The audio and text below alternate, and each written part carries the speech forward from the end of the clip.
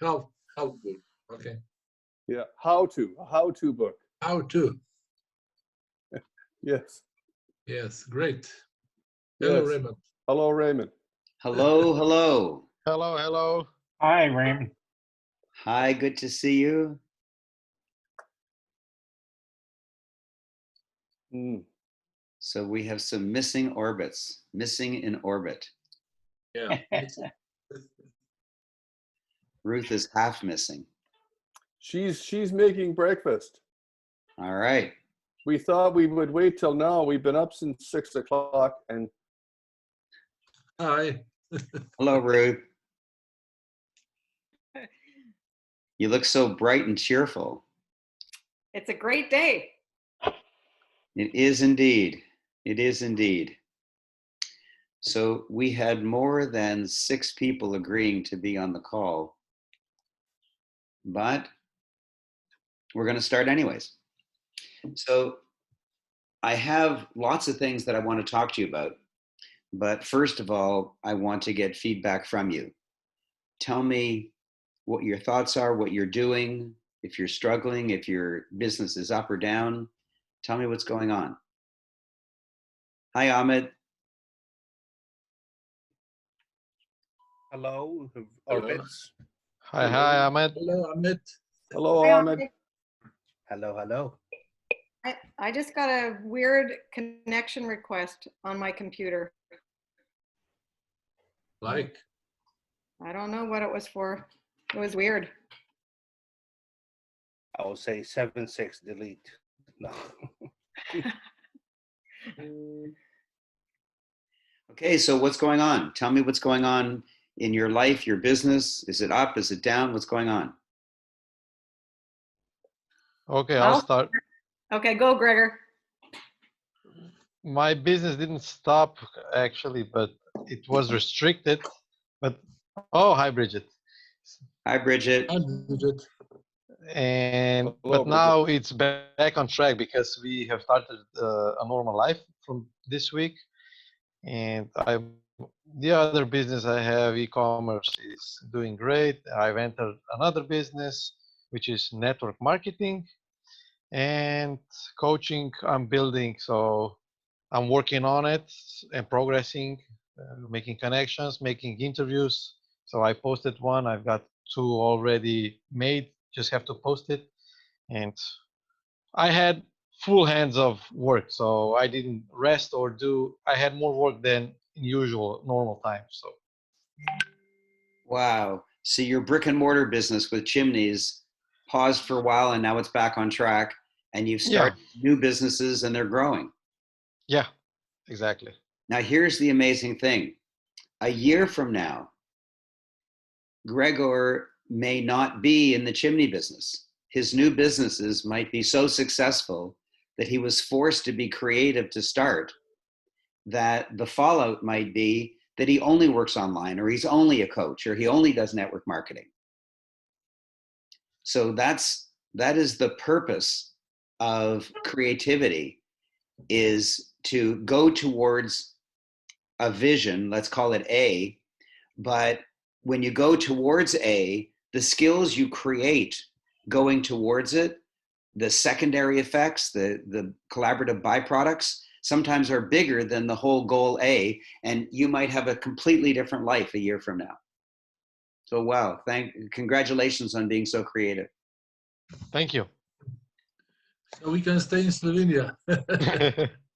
we can go from the east to the west. Oh, really? So Europe is open. Okay. So I was really busy in second part of the March and the April. It was so much things to decide in only 1 week in March 14 when we stay at home. And I completely reorganized my company.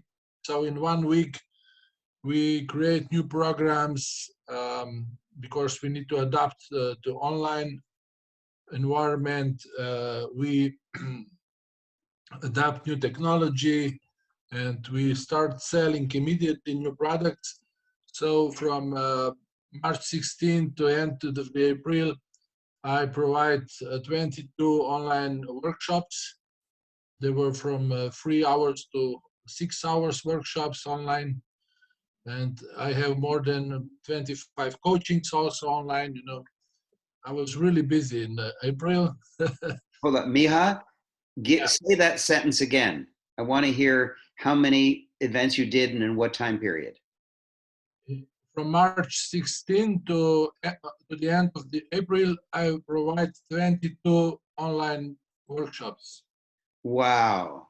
Yeah, Plus all your coaching. Oh my God. and at least 25 one-hour coachings also. Wow. Yeah, and also my employees were also also busy.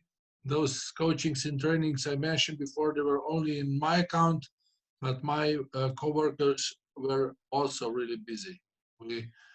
We have clients from the corporate world, and there was so much to do in this period. They need support because it's this COVID time is really time where managers need to fix relationship. Somewhere they fire the people, and we were there and we helped those companies to go through this period. So we were really busy.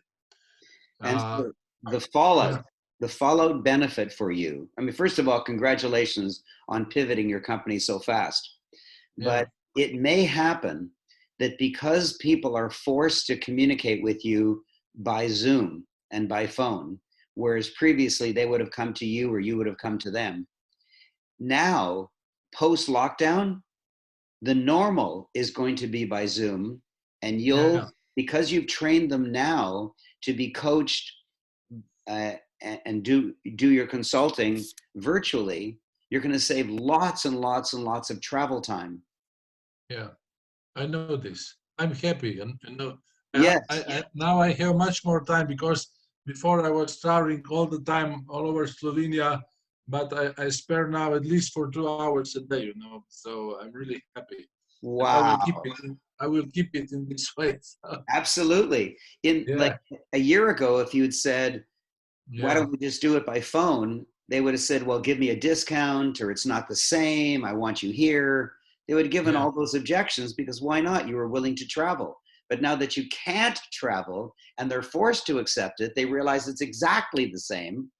yeah, And in fact, it's better. I want you to not look at me or not look at Miha. I want you to kind of relax your eyes so that you can take in the entire screen. If you could do that for me for a second, just take in the entire screen.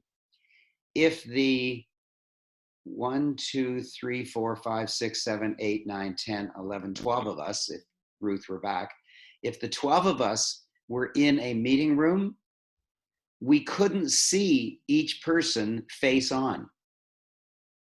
Like, I couldn't see the person sitting to the right of me unless I turned and looked.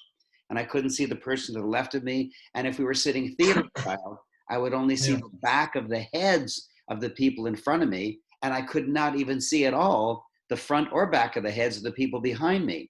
But with Zoom, I'm looking right into the eyes and the face of every person. Weirdly, counterintuitively, it is more intimate to be on Zoom. Nobody could have yeah. believed it. Yeah, I could, because I have really great feedbacks from my trainings. People were really happy. But I'm well equipped with technology. I use camera. I draw all the time, and the trainings are really interactive, and people enjoy. Really, really enjoy. So okay, Yeah. and then Yeah. this is there is more. In this time, I also create my first online funnel in April. I go. I hire one marketing guy, and he helped me to create online funnel. So we start first with 5 Facebook Lives, then we provide one webinar for free. We get only contacts, and then we create the first product for 29 euro. There was 37 clients, and from this group I prepare a program for whole year, and I get there 20 clients. So I have now a special group. I will work with them through whole year, but I will start to enroll people through period that I will grow this group bigger and bigger. You know, this is my plan. So Yes. Not yeah, only and we, go ahead. what and this was really important experience for me because this was first funnel. It's not simple. You need to know so much, you know, to go through everything. There is so many things to know, and I'm really happy that I create this with my team, and I will go now with funnels probably every month out on the market. So it's beautiful, really. Yes. And Miha and I talked about this, and he immediately implemented it. And we created a system where he's not only going to be teaching and interacting, but he'll be upselling them to higher levels during the year, and an award ceremony at the end of the year. So they'll win awards. Yeah, very powerful. A whole new business for him. Yeah, but you helped me in December that I create products, and I implement now the similar concepts in this funnel, you know. But I use really the similar idea you helped me to create in this December product, and this product was really successful. So I'm really happy, you know. Congratulations. Yeah, and there is more. So this funnel, and I'm also starting with my MLM business. So Yes. because I'm not busy enough, so in the evening now I'm working MLMs. That's it. So I was really busy in April, and I was also babysitter, you know, because there is no school. It's school from home, and the kids spent 3 weeks with me and 3 weeks with mother. And when I was working, I also take care for my kids, and it was really busy month, you know, really crazy, but Wonderful beautiful. to hear. Congratulations. Wow. Thank you. Well Yeah. done. Okay, who's next? What are you doing? What's working? Who's I'll go next? next. Okay. I'm super pumped. I'm starting my first webinar this coming Tuesday at 8 p.m. Eastern Standard Time. And my team and I have been working so diligently, just like everyone else in the Orbit group. And I have 2,000 women on my list. And Wow. yeah, this has all just happened pretty in the last, since March the 1st. I'm doing 2,000 women since March 1st. on my list, yes. Oh my God. Yeah, and so right now, starting today, my ads are going out for registrations for my webinar. Just got a text from my Facebook guy, and he said right now at $1.48, I have 13 registrations. And I think we want to get that down lower, but that's still pretty good. It's amazing. Yep, and so I'm working on a new book called Life Begins at 60. But I'm just so pumped about this webinar. I've practiced the last 2 days, and so I'm just gonna crush it. Yeah, What you is your will. purpose in the webinar? To sell my new premium course called Way Down Lifestyle. Way down. Oh, that's very clever. Way Down Lifestyle, yes. That's a very clever homonym. Very So good. what I have in the course is I have 7 modules. I have a 30-day jumpstart meal guide. They get a cookbook. They get emails every day. They get access to my private Facebook group. And right now in my group, I had a tripwire. I still have a tripwire going where I sell a $7 course. And there's over 70 people that have bought that. Wow. And I have so many amazing testimonials. The people in my private Facebook group are just doing so well. It's amazing. And this all started March 1st. Yeah. Oh my gosh. Wow. It's exciting. It is enormously exciting. Wow. Well done. Thank you. Someone else. Well, I'll just continue with that. I've been helping Ruth, and our team has been working together. I need to go at about 10 o'clock. I've been writing my new book. This is the working title. It's called Pin the Grenade. It's a book about leadership. I have 8 chapters completed. I'm working currently on how I'm going to market that with putting it on my podcast. I'm going to also have a funnel because this is a how-to book. So yeah, I've been busy too. I'm really excited, and then doing all Ruth's videos and editing them and on and on and on. But it's great. I'm excited. I'm engaged, and I'm really enjoying things. He did 60 videos for me. 60. 60. First of all, And- you did 60 videos. He edited 60 videos. Yes, he edited, Oh. and we interviewed Mark Victor Hansen and Crystal Dwyer Hansen and Mitzi Perdue. Yes. Wow. Great. We fall in bed at night and we just say, well, good night, I love you, and bang, it's over. We're so tired, but it's a wonderful tired. Yeah.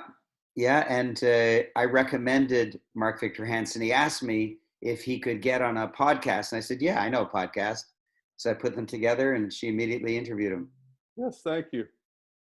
I don't know how you do it in Canada, but I don't have a hat here. So let's pretend this is a hat.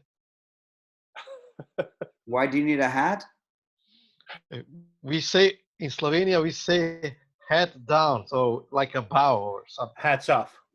Yeah. Well, Okay. hats off to you. Hats off. Yeah, yeah. Yeah. Hats yeah. off is a compliment. Yeah. Yep. Very good. Very Thank good. you. Next. This is amazing. Next. Tom has just got his book just about finished. It's off to the printers soon. And I've been working hard on it for some time now. And I've also started the MLM with Maluka. And I've been busy trying to set up a funnel, get some online marketing started. So Wow. I've been studying that hard. Wow. Which Yeah. program did you purchase, Tom, for the online marketing? One from Elite Marketing Pro. Okay. Okay, good. Someone else. I'll go. Hello, good to see everybody. Good to see you. Hello, It's been really interesting since March 1st. Like a lot of weird stuff is happening. I think from enrolling in Orbit, other people think I'm like this successful guy now. I swear, just from enrolling in Orbit, and I guess it's boosted my credibility. But just weird things have been happening in like that. So like, I guess because I've written 3 books, people think I'm an expert on books, and I got odd jobs and odd money coming to me. Like this one lady wanted me to edit her book. She's like, oh, you've written 3 books. So you want to edit my book? I'm like, sure. So bam, got a client there. Did a workshop a couple weeks ago within March 1st, created a whole workbook, did my Ignite Your Mind Supercharged Self-Confidence workshop. Was supposed to be in person, but I couldn't do it in person. So I put it online.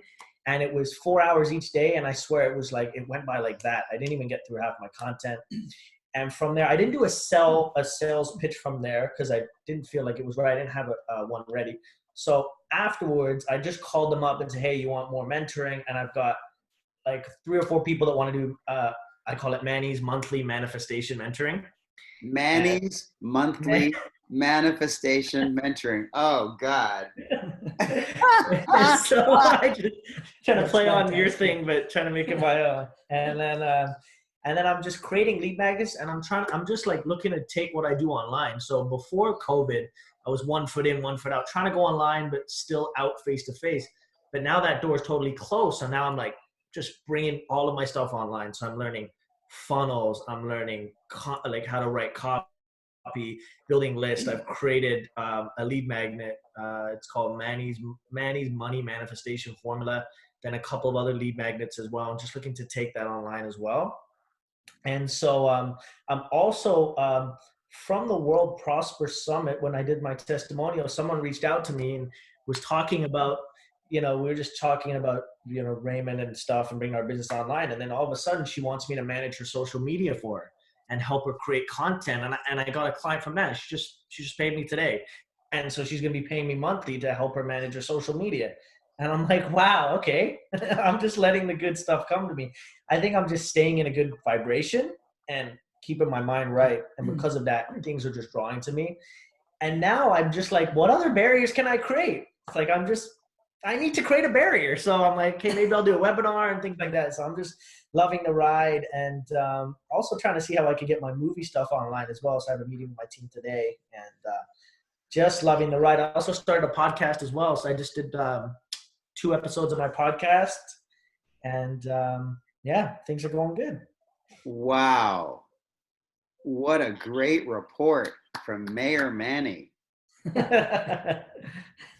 Wow. How about Dad? Well, it's first of all, it's great to see everybody.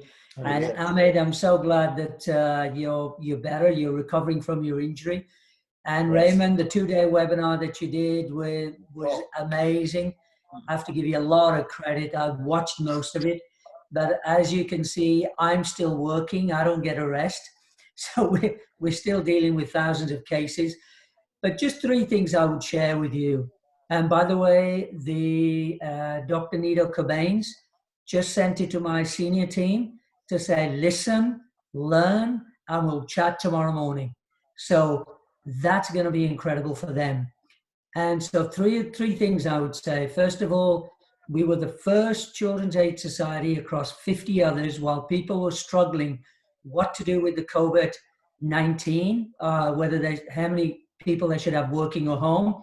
We had 500 people working from home within 1 day. So we led the field as to what the rest of the Children's Aid Society should be doing. So that's number 1. Number 2, everybody now is speaking about return to work. And I said, no, because they're already working. We are going to be leading from the future. We're going to lead from the future, which means we're going to have a flexible work environment. And if people want to continue to work from home, we're going to let them.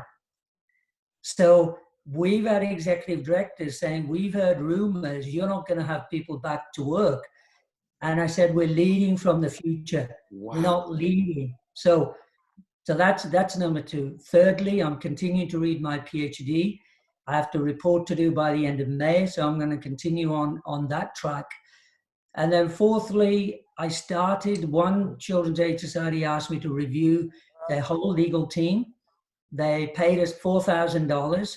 So I reviewed their legal team, did a Zoom with them just last week, and they're delighted with it. So and I can honestly say joining the Orbit was the best thing that I did. And guess what? How many drinks have I had? None. I wish I could say the same. None. So thank you, Raymond. That's all I can say. So I may have to jump on and off because I'm still working, but I really miss you guys because the energy, enthusiasm, and the expanded energy that it creates when all of us are together is incredible. So thank you, Raymond. And thank you to everybody, Orbit family. Yeah, thank you. Wow. By the way, I've noticed that this isn't the total number of people that has ever been enrolled into the Orbit program. There's another 5 or 6. And of the ones who didn't show up on this call, they're also the ones who don't participate at all, who don't return emails from me. And they're just kind of dying away because they're not at this energy. They're not at this frequency. Now, I'm not smashing anyone who's not on this call because there might be like a really good person who just couldn't be on this call. But most of the people who aren't on this call, we'll never hear from them again. They're just melting away. So only the good ones are remaining, and it's amazing. Oh my God. I can't believe these stories. Like you're suddenly becoming internet marketers. You're suddenly getting 2,000 women in a month. Like this is insane. These are insane stories. Wow. Okay, more. Yes, Bridget, you have to unmute yourself. Okay. Hi, everybody. It's so good to Oh, see everyone. Wow, such high vibrations. Wow, it feels so good. Yeah, so for me, the big change sort of happened right around my birthday on March 18th. So for me as a person, that's kind of when the entire shift happened. And you know what? It's been great. I love what you said, Amani, kind of being one leg in and one leg out with kind of being online. I've been a bit behind the eight ball, but I went on a podcast with my coaching. I actually did a video business card, just finishing off my website. I actually was asked to be a expert on an online email with 1 million subscribers. So that's going to be going out early next week. I've actually been helping clients, a lot of people right now, because they have the time and are having to face themselves. They're really having a lot of previous traumas surface. So I've helped multiple people with my 21-day recording, where we're really going into the heart of the problem, and then they're going through repetitive daily recordings, which they're really, really enjoying. I did one on love for someone that was looking for love, another person that was looking for anxiety reduction and peace. And so that's going really well. In the meantime, I have completely opened myself up to the internet and started a Instagram growth agency, where I actually have a lead magnet that I actually am just putting into place with ClickFunnels. And that will be going out for, I don't know, about $5 or so. And also bringing in clients with DMs and scripts and stuff like that. I'm also beefing up my LinkedIn profile and starting an MLM with Gregor and Miha and Ruth. And I think Ahmad is on that as well. So yeah, I think that things are rolling along and feeling really good. And I've been doing a lot of self-care and meditation and yoga and all those good things. So I actually feel really, really well and feel happy and flowing and lots of creativity. And in the background, I just wanted to add that, Orbit has completely changed my life. I love you forever and ever and ever, like heart love, opening, expansion. And, when I think about Orbit and all these fabulous, expansive experiences that I've had in my life, and then the beautiful relationships that I've been connected to and discovered. And then I saw Bob Proctor's The Science of Getting Rich, because I had purchased that online live stream months ago. And then when I started to watch it internally as a person, all I did was cry for the first 1 or 2 hours. And he did a span because he went from his studio. And so he showed his home, his studio. I don't know if anybody was on that, The Science of Getting Rich. Yeah, wasn't that great? And he was showing, the backdrop, and I was like, So, yes, thank you. You were there. Yes, it was just unbelievable. Unbelievable. So, yeah, just flowing and feeling good. Wow. Wow. Okay, more. Someone else. Can I just jump in? Who's talking? Oh, Gregor, yes. Yeah. So when Bridget said about Orbit, actually, I'm not the newest Orbit in this chat, but only, where are you now? Only I think Glenn is the newest. Glenn, yeah, has joined after me. And my first workshop or seminar that you did was in Santa Barbara when I came for my book launch. And there I met most of the orbits that I'm communicating now, and actually they are the big part or the big reason why I also joined. And I'm really flattered and that I found new friends all around the world, and a friend that is 20 kilometers away from me who feels like a big brother now to me. And I'm I'm also really honored and energy, and the way we help each other on different fields is mind blowing. Not awesome, but mind blowing. So thank you. Yes, and Gregor, to help you, I've renamed, Glenn was flying under Paula, so I've changed his name to Glenn so it'll be easier for you. Because he doesn't look like a Paula. So someone else, this is better than I could have ever expected. My orbits are just flying. You are in high orbit. You remember when I did the original presentation and I said the electrons are at a low orbit, and then when you add energy, they jump to a higher orbit? You're at the higher orbit and you're flying and you haven't fallen back down. It's so wonderful. It's so wonderful. I'll tell you, if somebody else was on this line who wasn't in orbit, they would say, what are you guys, nuts? You're all like living fairy tales. Like they like wouldn't a believe sect, it. you know. They It's a wouldn't sect. understand. They wouldn't understand. No. Yeah. Good. I want to add something. You know, this orbit experience. I was surprised. I somehow experienced one crisis in November in my company. You know, because I was so absent. I traveled a lot last year, and when the master is not at home, you know, everything goes.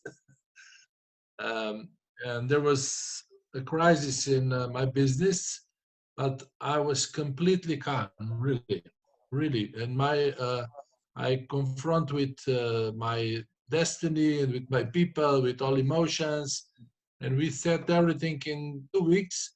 And in the end of November and December, we create so many business opportunities that uh, that we create one of the best business years in my history in January, February, and March. You know, and Wow.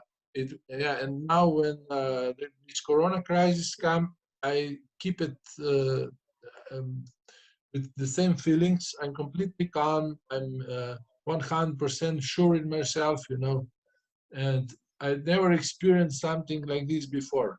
So Oh, I know now that I'm really the growth was on inside. It was not possible to see, you know. And now when there is these circumstances and different reality in the outside world, I can see how much growth there was in 1 year, you know. yes. Yes. Yeah, From exactly the same outside circumstances, you are now calm, optimistic, and yeah, productive. And with the same circumstances, other people are fearful and stuck. yeah. And I used to add so much time in my processes. But your mantra, you know, don't add time really helped me. So, Do you know how many times I've had to say it to you guys? yeah, I'm still Oh, adding I'm still adding the time, but there is big difference in my life, you That's know. one of the most amazing things I've implemented in my not business but in my life in Yeah, general. me too. Me too. Don't add time. This is my mantra now, you know. Yeah. And I just wanted to add, Miha, I feel exactly the same. 2019 for me was the most massive life expansion experiences of my adult life. I mean, really, besides the birth of my kids, I mean, it was really orbit that literally launched me off. So for me, my self-care or self-love routines or rituals, I haven't been watching news for years. And so I just get snippet updates from X, Y, and Z. So just about, I don't know, 10 days ago or something, I was going downstairs, I was getting into my vehicle, and a neighbor, someone that I don't really know, an acquaintance in the condo building I live in, says to me, "Hey, how are you?" And my response is, "Oh yeah, I'm doing great." And they say, "Oh." It was appropriate response. He said, he goes, "Really?" He goes, "You know, that's, I have not heard anybody say or talk like that for months." And as soon as he said that in that way, and I was watching his body language, it occurred to me, but it wasn't a full registration in my mind yet, that what he was talking was the outer environment. And so he actually went there, and he said, people aren't working, people are scared, there's so much fear. And I said to him, I said, my self-care practices daily are actually quite regimented. And he said, I guess that's what happens when you have a routine and you're working from the inside out. And then he said to me, I guess your perception or your beliefs or thoughts around what's happening is it's all exterior. And I thought, yeah, he's an educated man. He's nailed it. So, yeah. Bridget, when he said, you made the comment that you were talking about how amazing your inner world is, and he was talking about how terrible the outer world is. I don't think that's true. When he said, people are frightened, people are getting sick, he was talking about himself. He was saying, I'm frightened, I'm getting sick, I'm terrified. Right. He was actually talking about himself. So you have the same outer world as he has, and yet your inner world is completely different. Everyone on the line is like starting businesses, growing businesses, looking optimistically at the future, and he's dying. Yeah, and we're in flow, we're creative, our imagination is going through major expansion. And he was saying, I've got to tell you something. I'm an economic major. There's no carrot. I don't know what this is going to look like. And I thought, I've got to get into my vehicle. Yeah, get away from that guy. That's enough. Right. But, so as Miha said, he didn't notice until this crisis how much he had grown and how much he had changed. So I want you to notice, I didn't know what you were doing. I mean, I know what you're doing relative to the things we talked about in the coaching sessions, but in total, I really didn't know what was going on.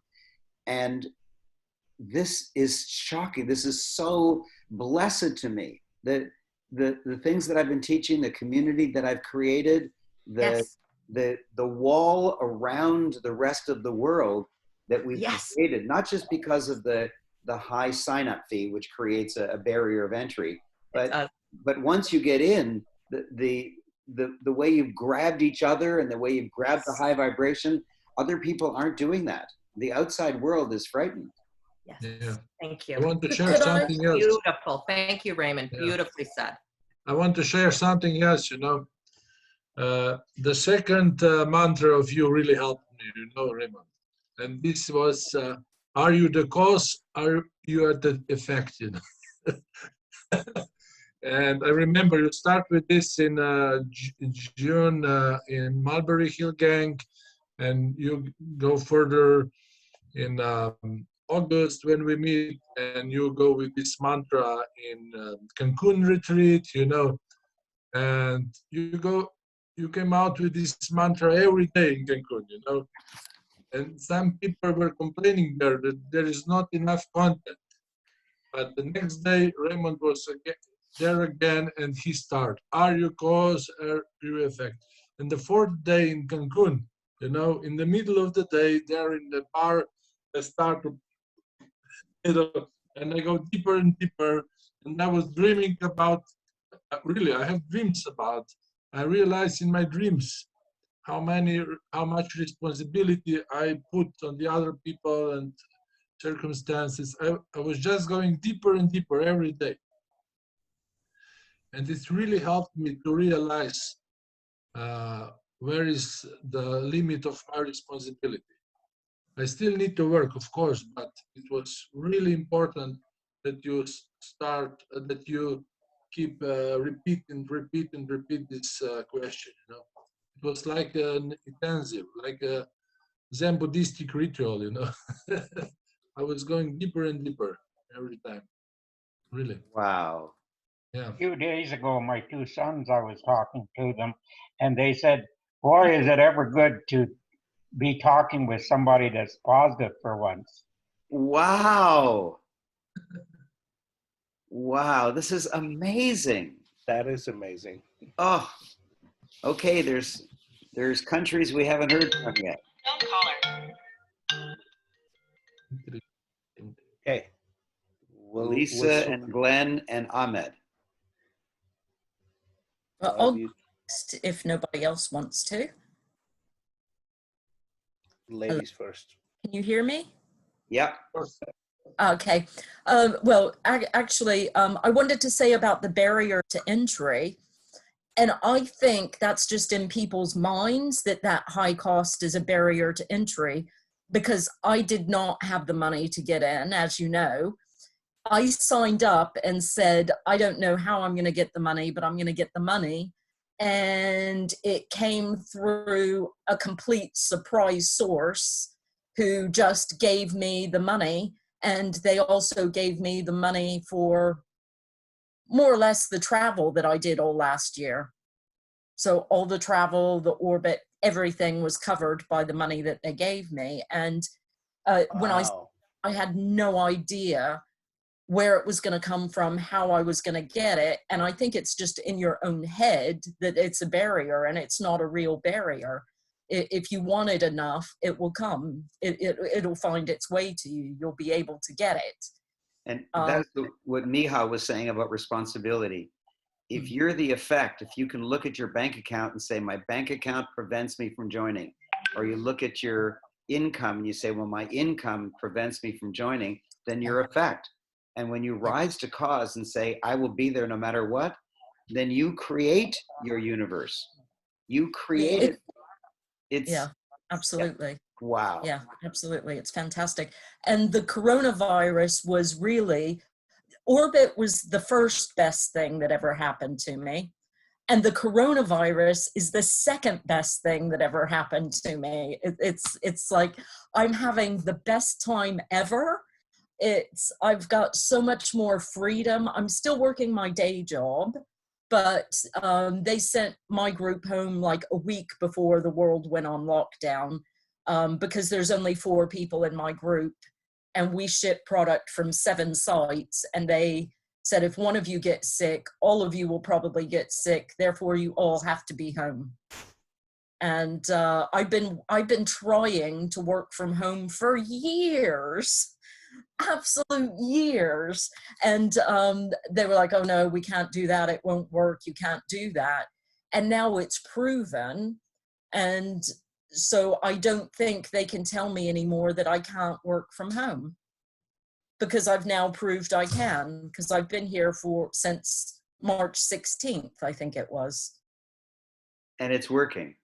And it's working. Nobody's had any complaints. You know, you get the odd day where, I don't know, the whole neighborhood's on Netflix or something, so the internet keeps going up and down. But, you know, that's just now and again. It's not every single day, so it's not a huge issue. And I got an email from work today saying, look, no matter what the government says, we're not rushing back. Do not report to site until we tell you. And I sent an email off the back of that saying, look, I want to be, if I go back to site at all, I want to be the last person back on site. I don't want to come back unless I really, really have to, you know, except for special meetings or to greet a visitor. It's, you know, I don't want to be there. And wow. So, yeah. Now, am I allowed to tell them what you're doing with your... Oh, yeah, I was getting to that, but you go ahead. No, about your job. Not about about my job. So I will tell you. Okay. Because she's working from home, it is obvious that they can't tell how many hours a day she works. So they can only look at results. Well, that's the only thing you're supposed to look at anyways, is results. Yeah. And so a friend, she's thinking of hiring a friend of hers, basically at minimum wage, to do everything that she is doing.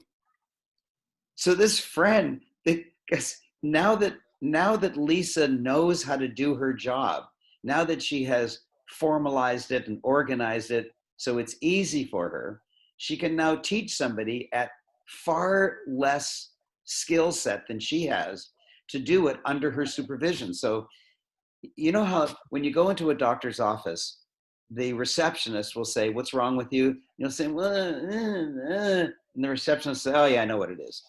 And the receptionist, not a nurse, not a medical doctor, the receptionist, just because she's been there for a few years, can guess the ailment, and she's 95% right. So with the aid of the doctor, she can be 100% right, but she can do 95% of the work. It's amazing. So with Lisa there to just make sure that a few little things don't go wrong, her friend is going to do all the work for her so that she can reduce her workload from the office by maybe 80% or 70% or something like that. And that means she can start a new business. So she has delegated her entire employment. She's delegated her employment, and no one's going to know. No one's going to tell. As long as her employee sends emails from Lisa's email address, it's Lisa. And That's genius. That's yeah, genius. That's amazing. there's times when Brilliant. I have to like answer the phone or speak to people, and I'll have to do that because obviously they would know it's not me. But you know, that's not a problem as far as I can. At the moment, it's not a problem. I can't see a problem. And today I found a couple of shortcuts for the person to use as well. Well, pretty soon there'll be technology where she can speak and it'll come out as your voice. Lisa, you're a genius. That exists now. I'm sure it does. So Lisa, are you able to divulge your new business? Yes, and okay. This is what we've been working on. This is the big announcement. Oh my God, yeah, this is it. I've told a couple of orbits, so a couple of them know anyway. Okay, let's hear it. Started a new business. It's called TechSafe, and it is cleaning the technology that no one else cleans. Technology equipment. So Technology the equipment, yes. By that I mean the surfaces, so of your phone, your mouse, your keyboard. You know, I don't care anymore. Whatever, if you've got it and want it cleaned, we'll clean it. You know, if it's lab equipment, that's fine. Elevator buttons, but you know, we won't clean toilets. That's not our job. But it's literally the technology. You know, in high traffic areas, I'm going after the Heathrow and Gatwick Airport at the moment, where they have all of the self check-in and everything. So I've got a logo, I've got a book nearly complete on the subject. I'm just hired someone to do an animation for me, explaining what we do. Wow. And the total cost for me to put together what I've done, apart from my own time, has been about £60 at the animation. £60 to start a business. Yeah. And in one of the coaching sessions, Karen walked in, and Karen is a genius. And so I said, Lisa is starting a new business to clean high-tech equipment, but she needs a name. And Karen said, TechSafe. And that was it. It was like so genius. It's a made-up word, but it's powerful. And Lisa wanted to know what she should call the people that she would hire. And Karen just immediately said, TechSafe Butlers. We're reviewing tech butlers at the moment because a lot of the people that I would be hiring on the lower socioeconomic scale are saying, yeah, that doesn't make us feel too good to be a butler. What? A butler is a very high position. Well, I'm looking into that, and if I can't convince them, I might call them tech kings and queens or something, like tech king for the boys, tech queen for the girls. All right. They must be really low to not understand that butler is a very high position. It's like concierge. Yes. Yeah. They're thinking of it as cleaning lady or something. Yeah. Well, to me, I'd rather be called a tech butler than a cleaning person. Of course. Yeah. Yeah. Wow. So she's launched the business. She's writing a book. She had the county call her. The county government called her and asked for a submission. I'm actually going to see, the lady's name is Ruth, and I'm actually going to her house Saturday. So I'm going to make her a cake and take it over there. The cake is not a bribe. I do know her. We're not friends, but I do know her quite well anyway. And so I'm going to take her a cake and have a discussion with her. And she's very well connected in the area. So I'm going to offer her a finder's fee for helping me find new clients as well, because she's very well connected. Lisa, do you have your logo yet from Fiverr? I do, yes. Are you good enough as a cake maker to put the logo in icing on the top of the cake? Well, I might not be good enough to do it, but I can either, I'm sure I can print it out and cut a template to get it right, to make it look right, or get someone to do it for me. Yeah. Edible paper. Hmm. Edible paper. You could get that and put it on the top of the cake. Hmm. Or play a Edible paper doesn't generally taste so good though, so maybe I'll see what I can come up with, but that's another genius idea that I didn't think of. Lisa, play a couple YouTube videos. Just go to YouTube and say icing in the form of a logo or something. Yeah. Yeah. And there'll be 100 of them. And it'll teach you clever ways to do it. Yeah. Oh but my God. She's seriously connected in the area, and with many businesses and charities and things. So I'm going to speak to her about giving her a finder's fee for whoever she recommends me to, because of how well connected she is. Wow. And she's like a cheerleader for me. She's really behind me 100%. So Lisa, so is everybody on the screen. Oh yeah, everybody on the screen is as well. And me and Ahmed actually both said they'd be interested in franchises last night. I think it'd be amazing. Listen, I might be interested too for Canada. There you go. Yeah. Lisa, just don't tell Bridget and Miha and Ahmed that it's only cost you 60 pounds and you just started it 2 weeks ago. Don't tell them that. Well, we gave her the idea of the animation yesterday. That's awesome, not adding time and starting it right away.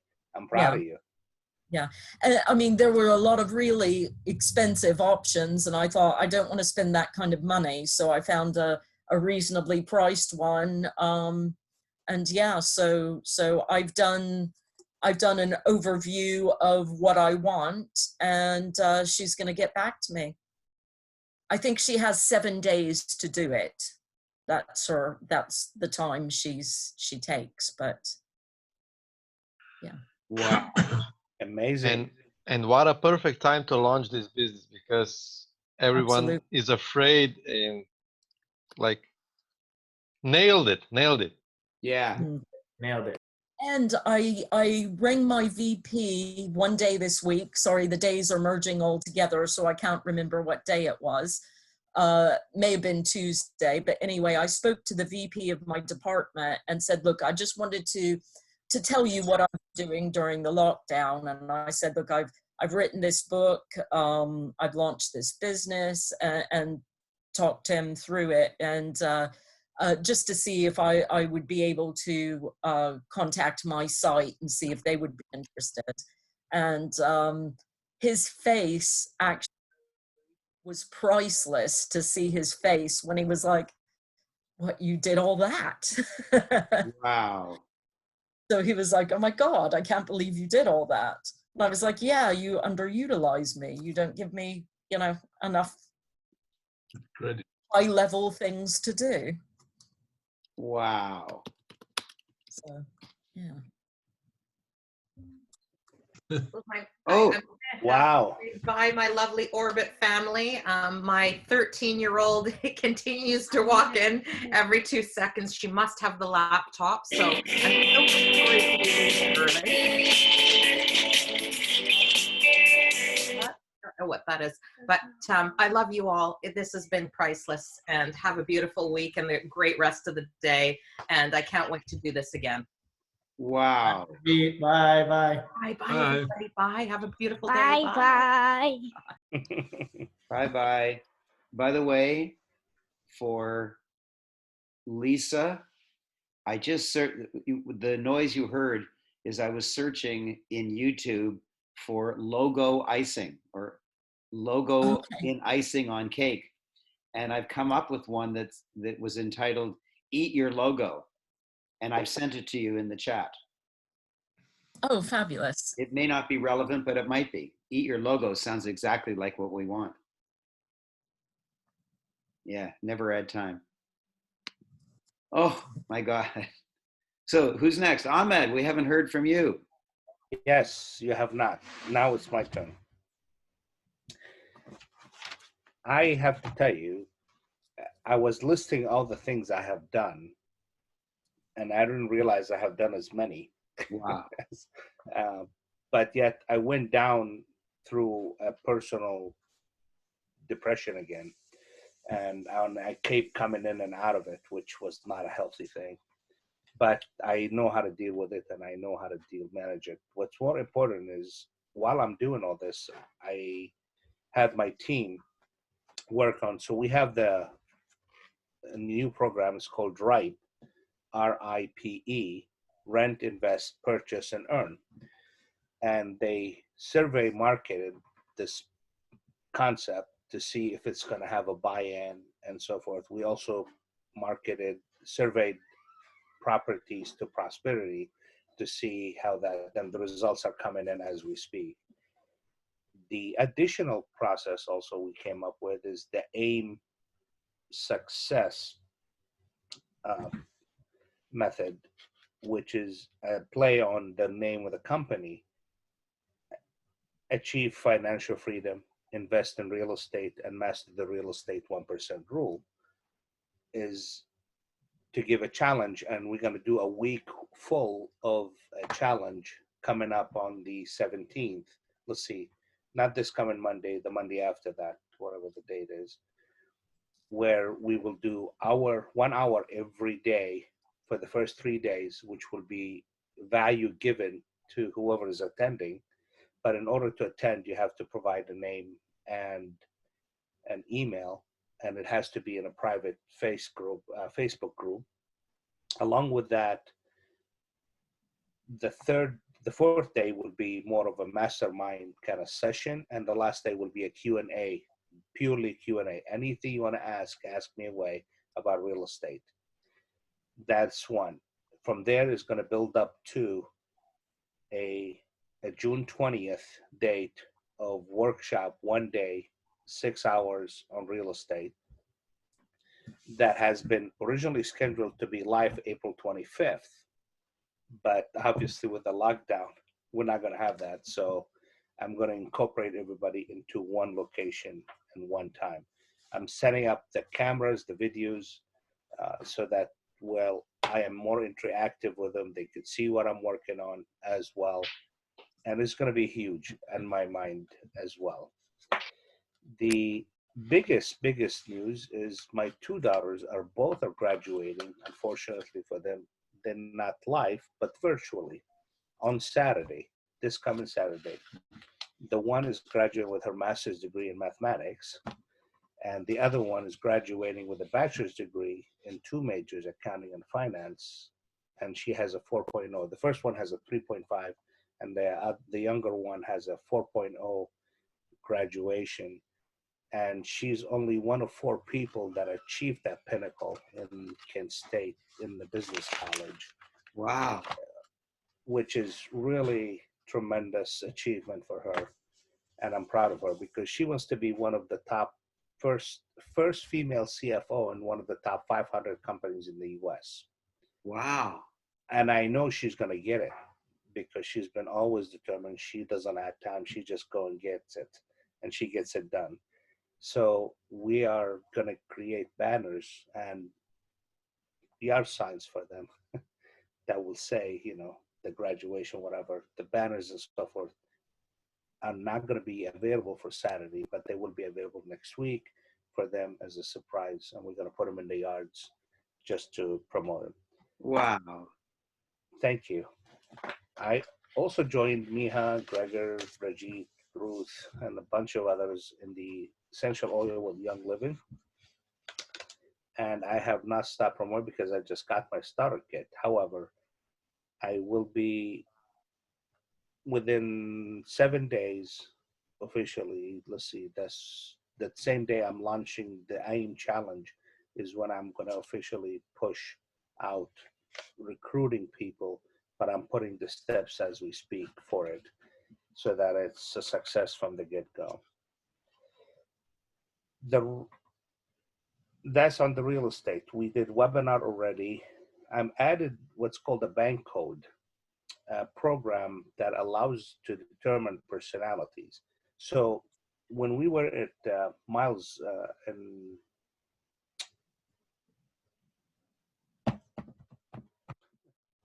June, Mulberry Hill Gang, you had us do the program. What was that test that we did? Personality trait. Colby program.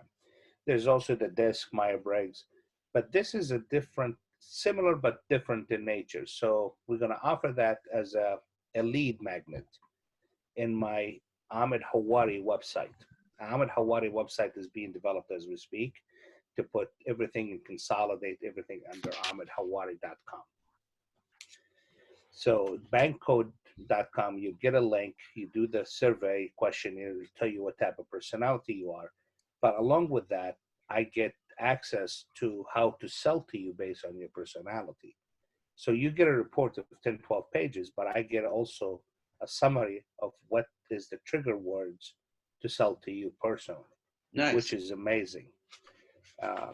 And by the way, Christiana had that, and I wanted to thank her for it.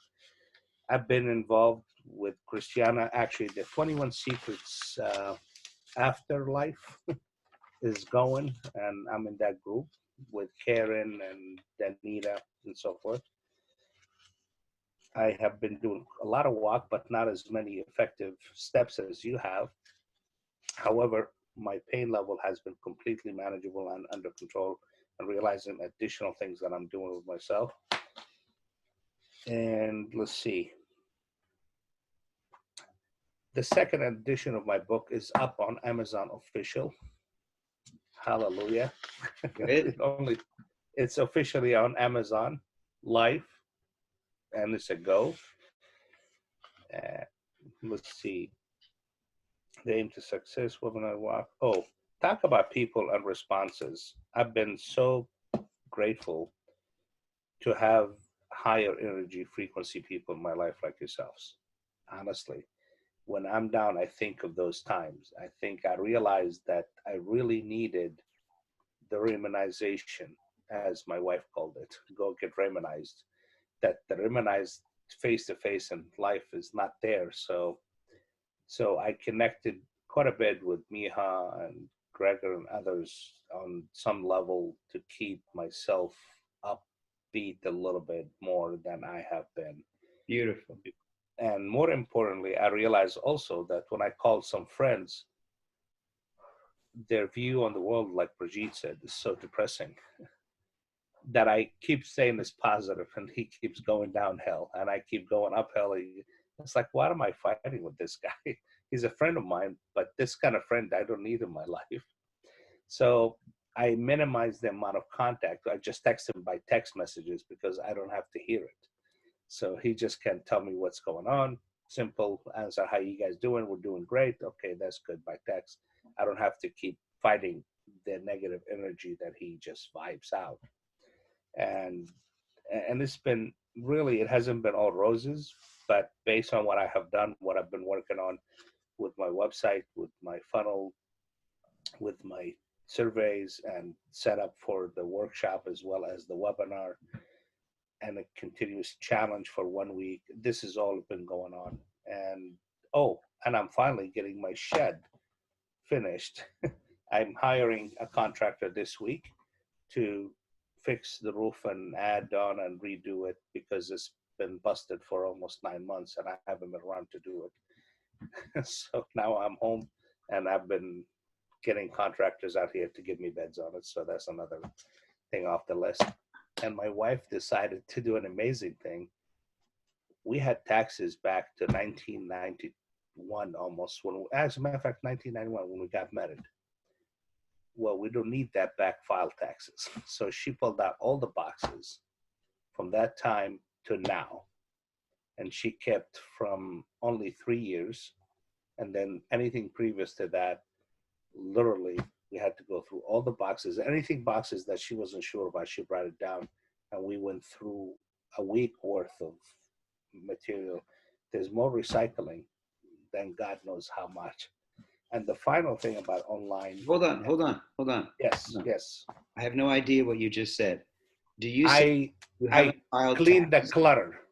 I cleaned the clutter. Oh, you filed your tax returns, but you kept all the backup.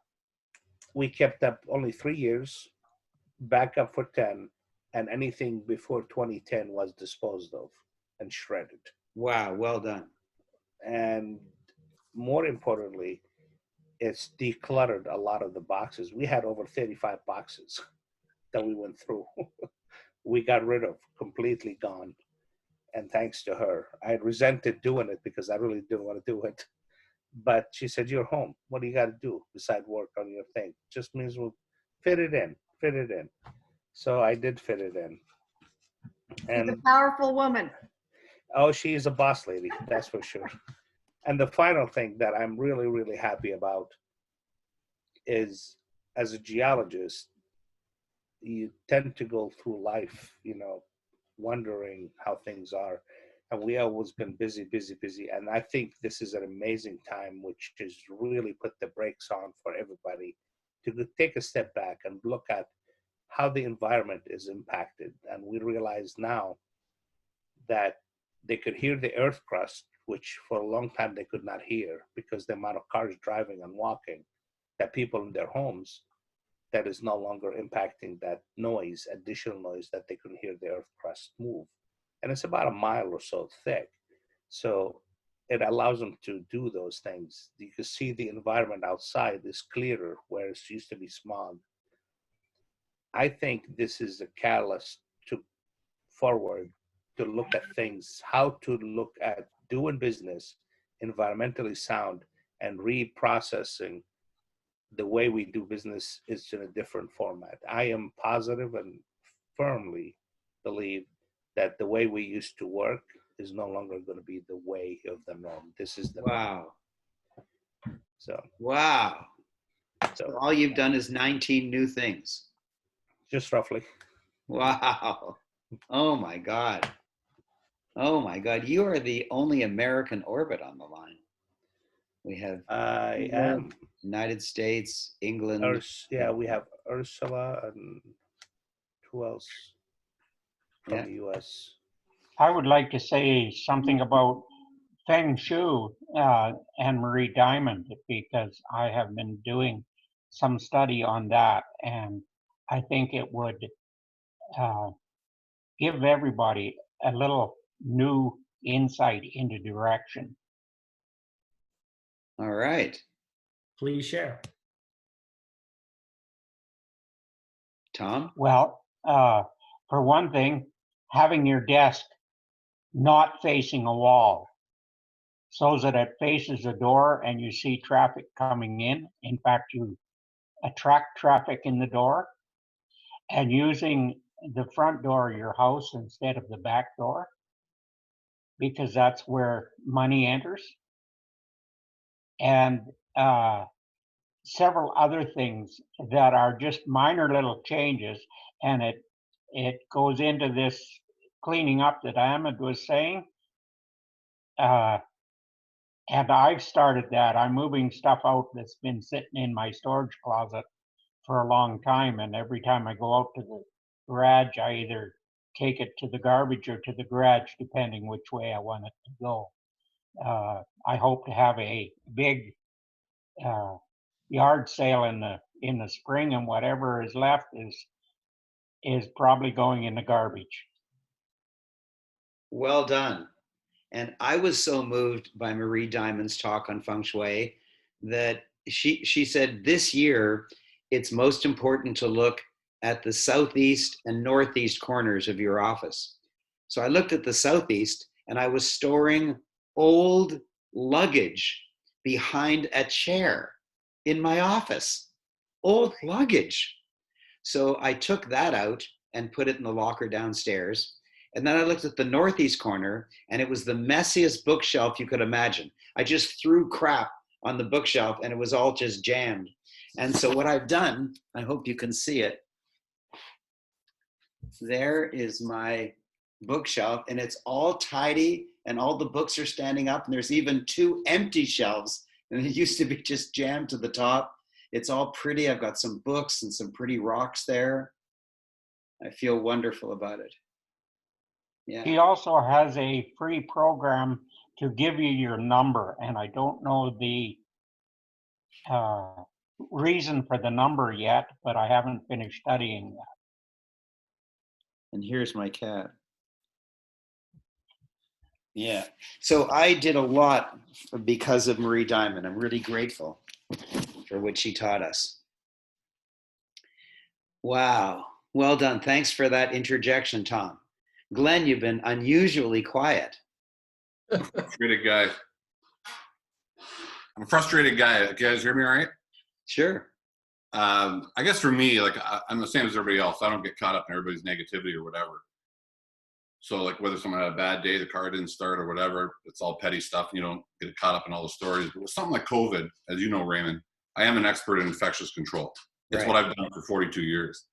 So to shut my world off and not look what's going on out there, I see kids that aren't trained in the grocery stores, Home Depots, Best Buys, you name it. They're not trained. Nobody's held accountable.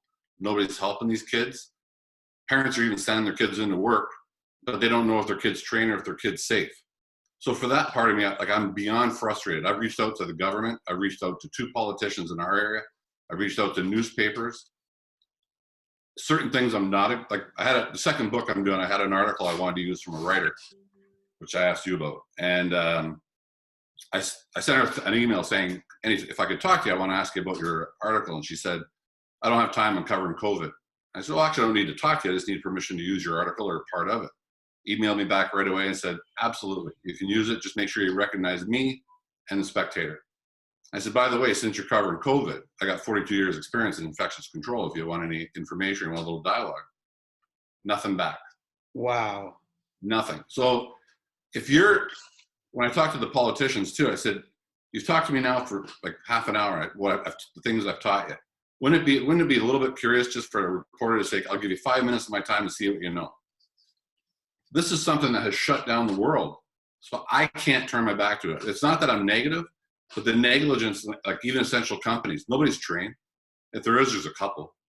Like I've stopped, I've asked people, nobody's trained. They've got the green light to work. So they just keep working, making their money. But there's people this is ending their careers, their pensions.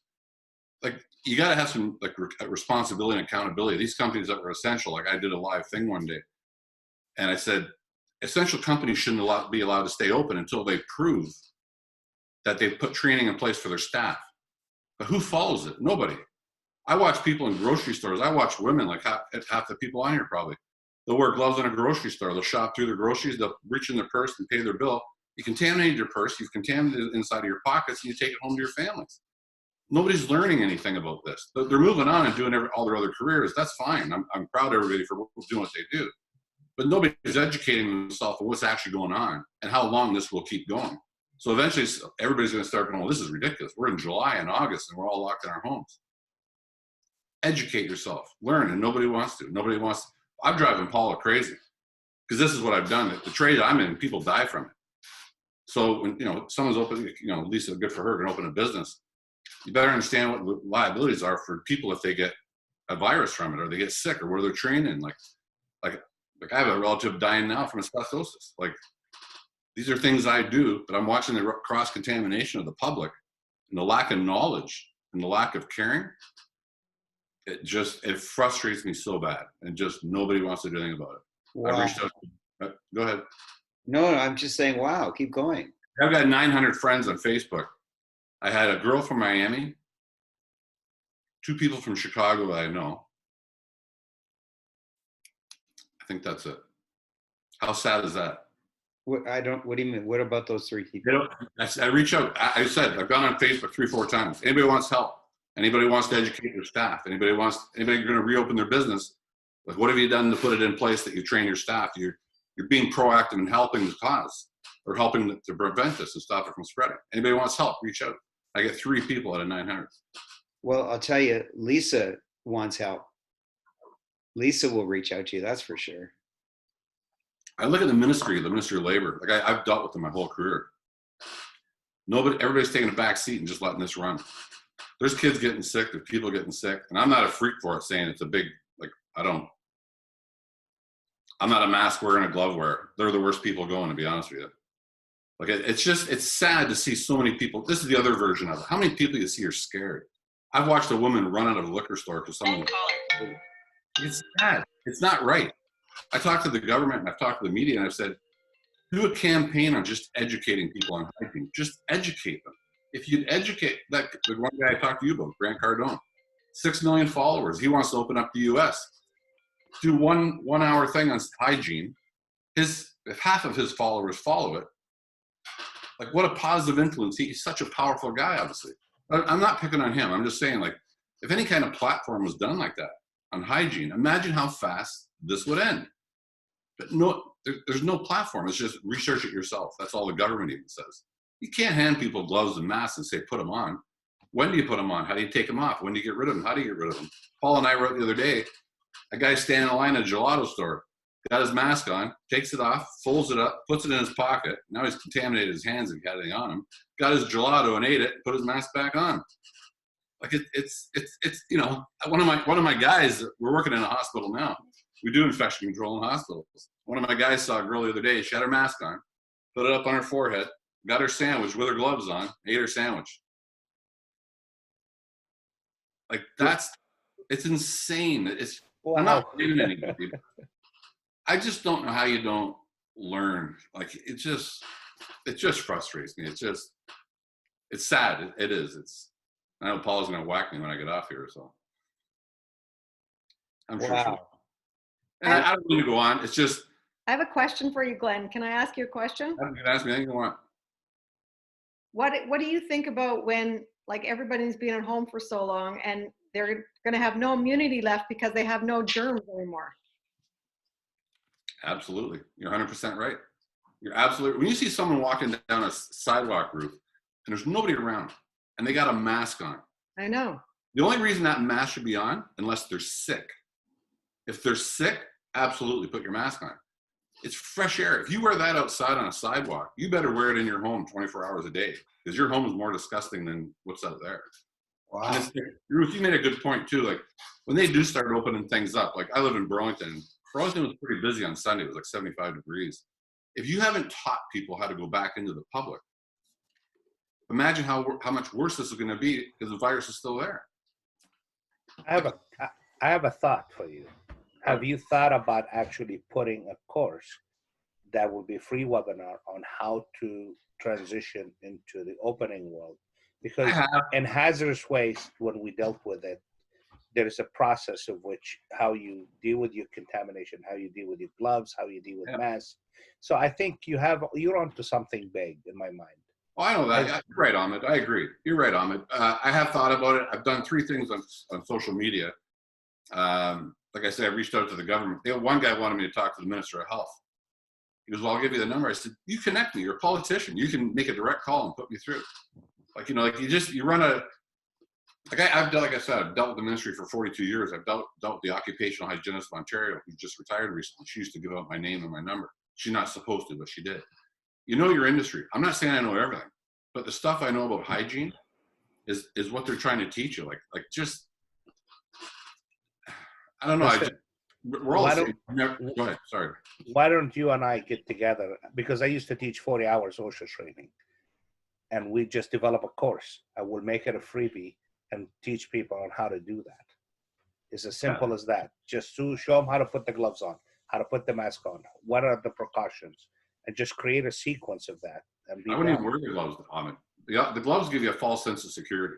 Like with mercury remediation, what I do, gloves are non-permeable. You can't have mercury is a vapor and a solid. It goes either way with temperature, so it can go through the gloves. So you need the gloves for that. With something like this, it's just about cleaning your hands, because the more you clean your hands, the more alert you are to it, the more visual it is, memory and habit, right?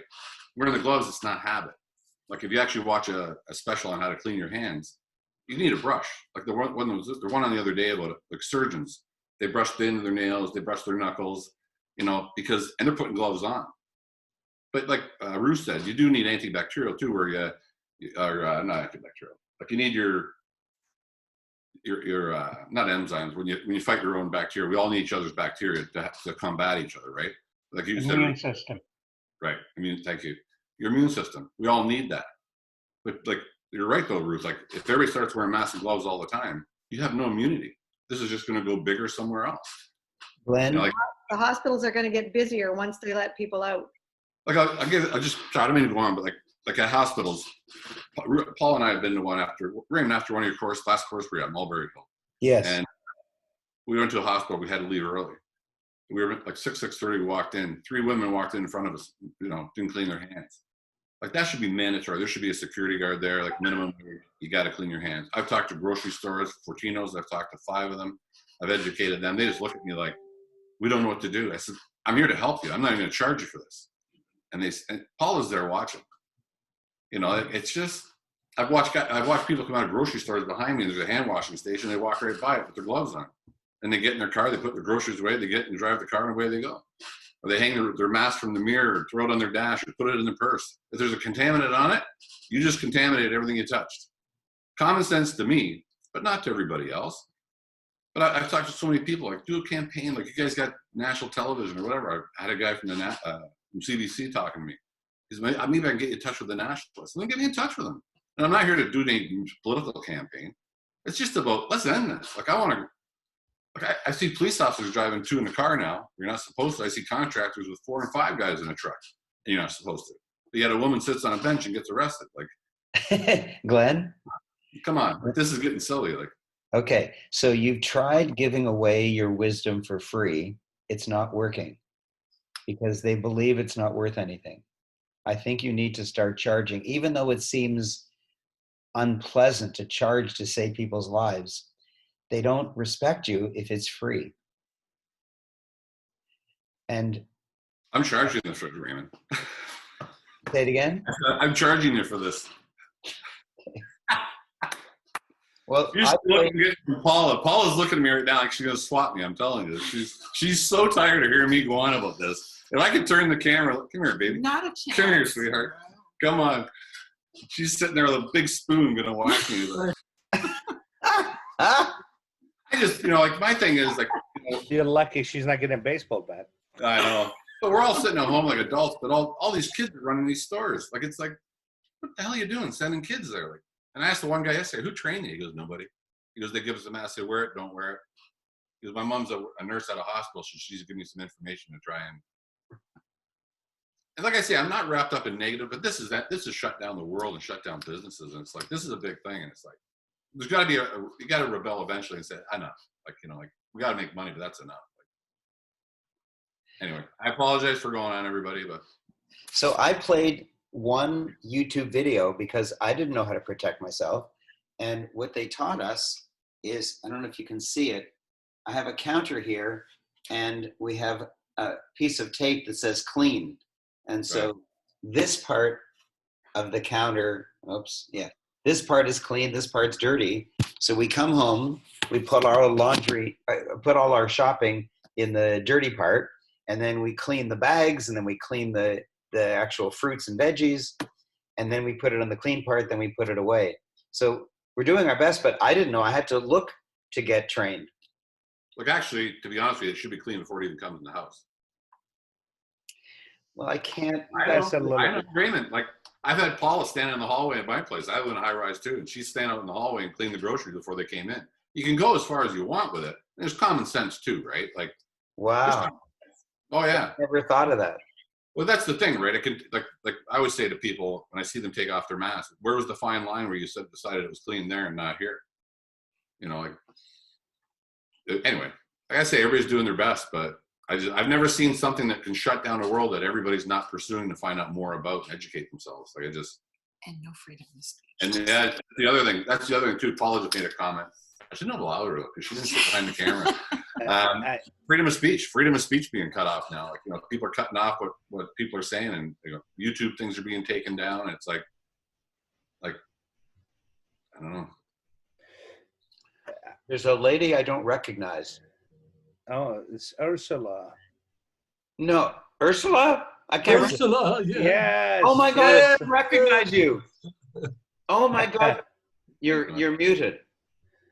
There, Ursula, welcome. Oh my God.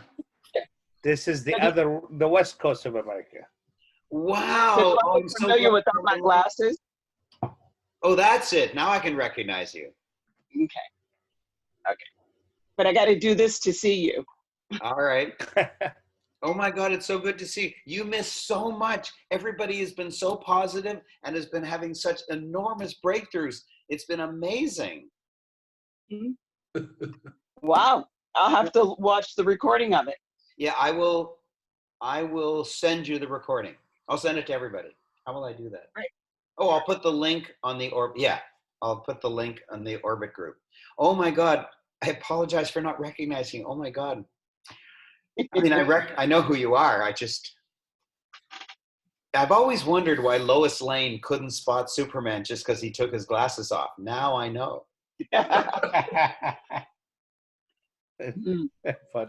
So Ursula, tell me how you've changed, what you're doing in your business.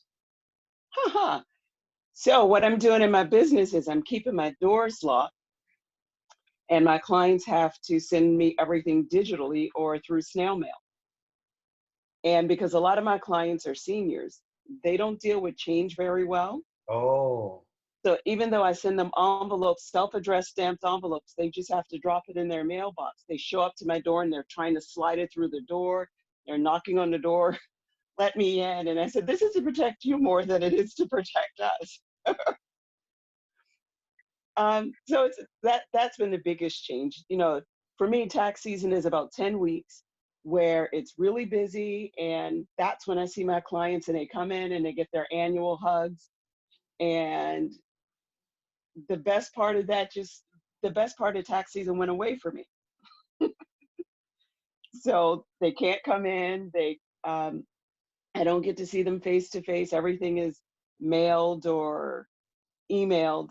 And I guess that's one way of doing it.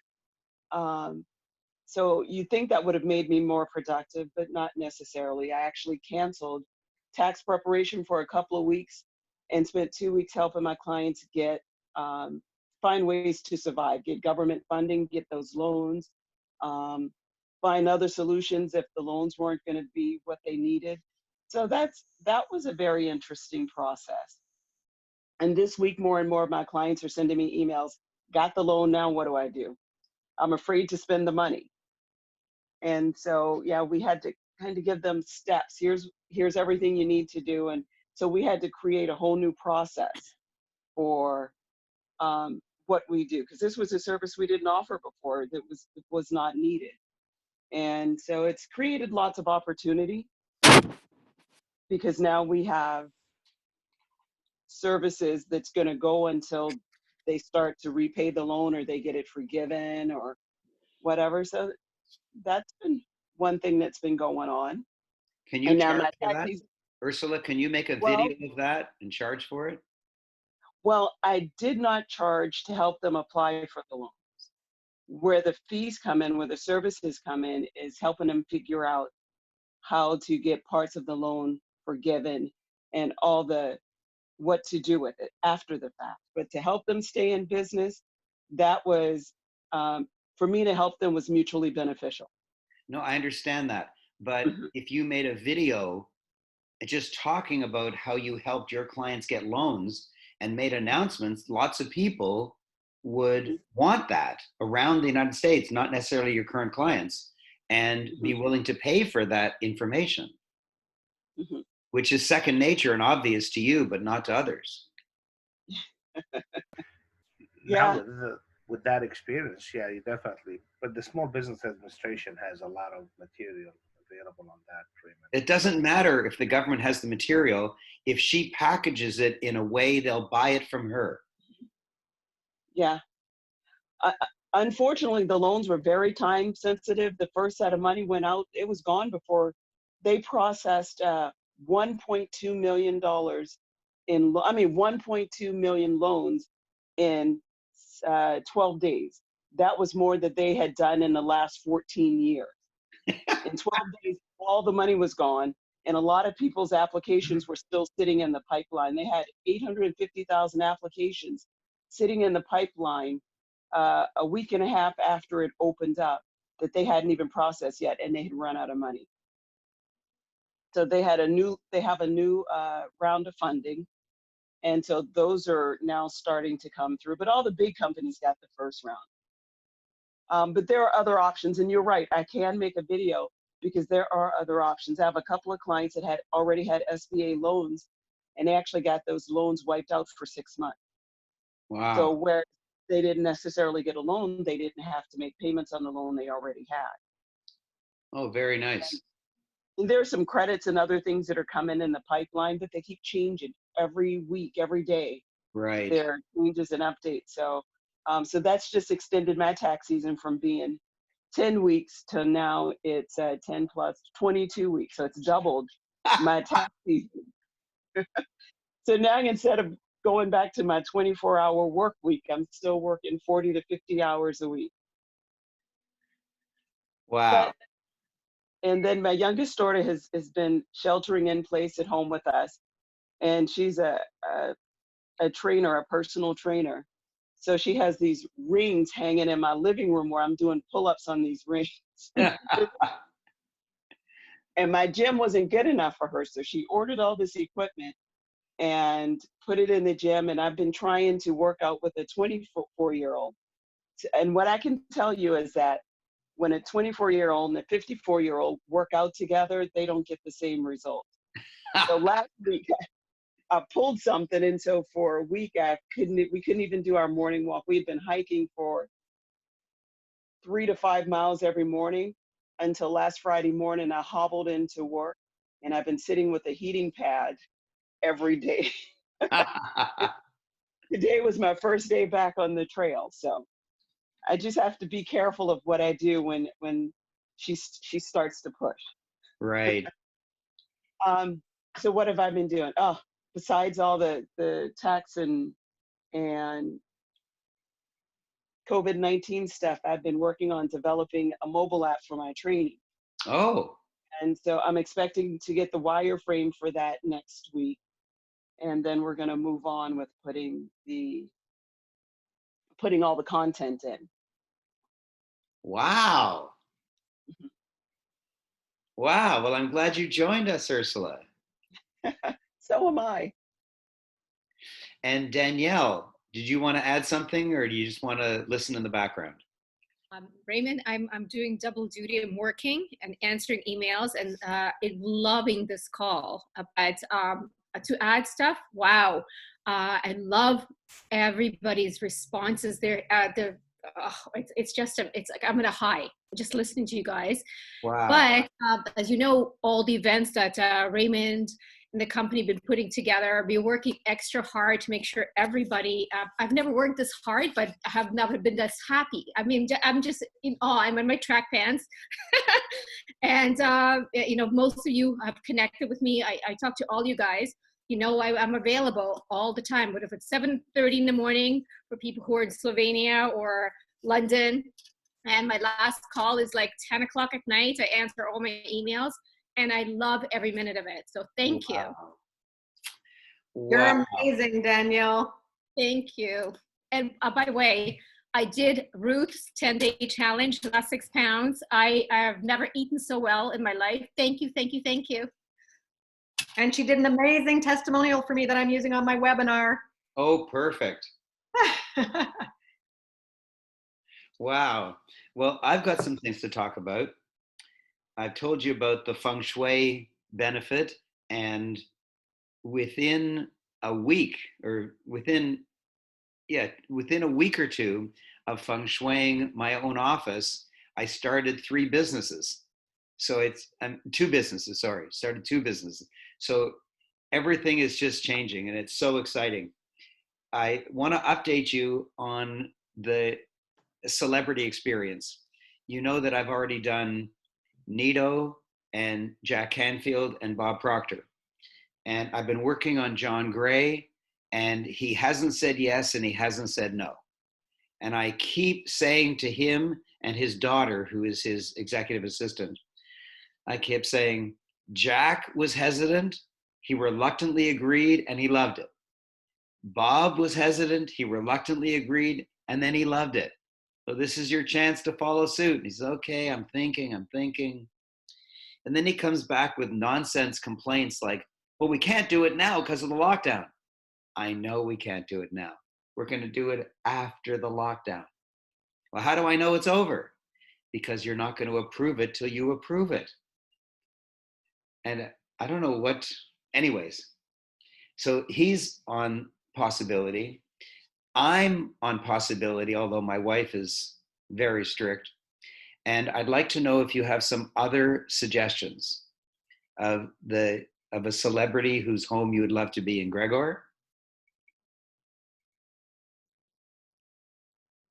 Kiyosaki, because he's awesome and he would be in Hawaii.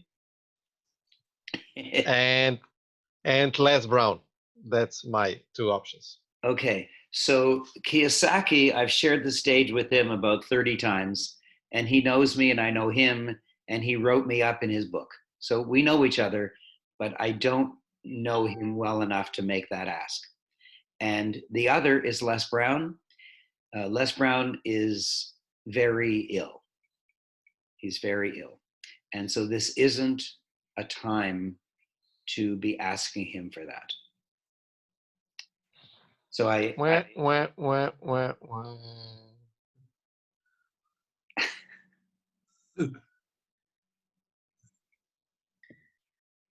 Marie Diamond, what about her?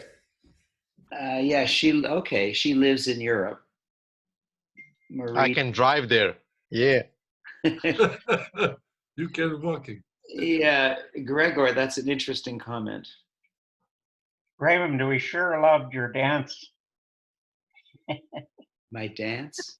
In front of, was it Bob Proctor? Oh. My dance, I don't get it. Oh, when Bob Proctor was telling you should raise your prices?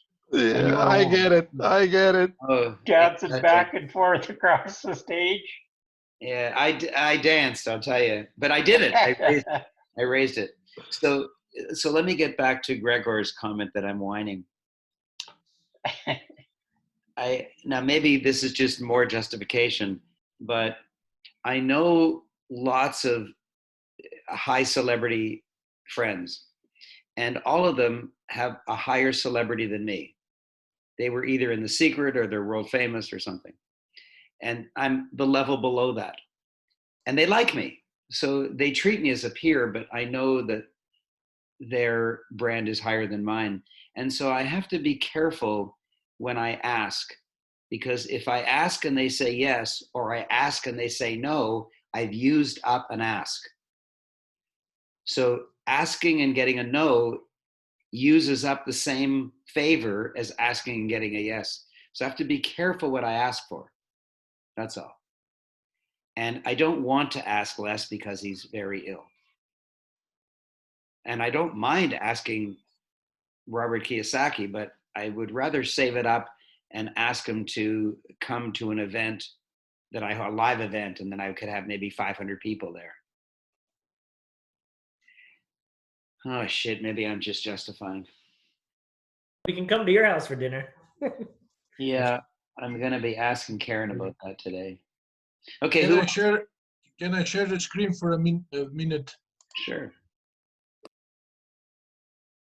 Just a second.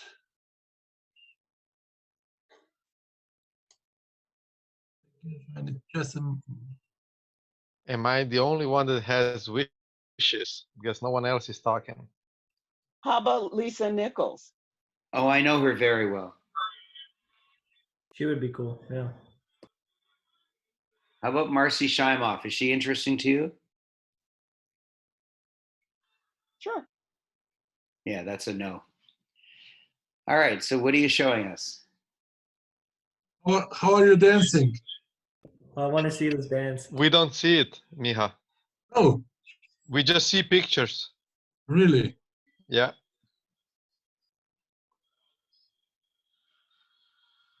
Can you see it now? Unfortunately.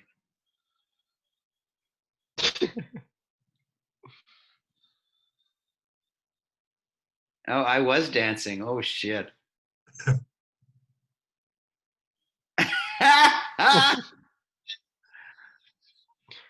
Priceless. Oh, my God. Thankfully, there's no sound. I will publish in August. Yes, please do. Oh, God, look at me. Oh, my God.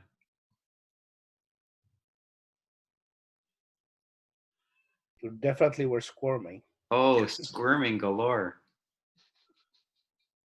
And Bob Proctor just sitting there smug. Oh, my God.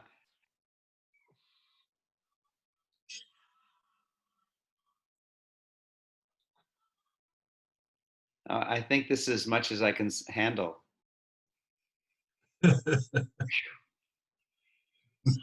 Okay, any other suggestions? You know what? I could probably get Mark Victor Hansen. And he has the book Ask, so yeah, if you ask, he will probably agree.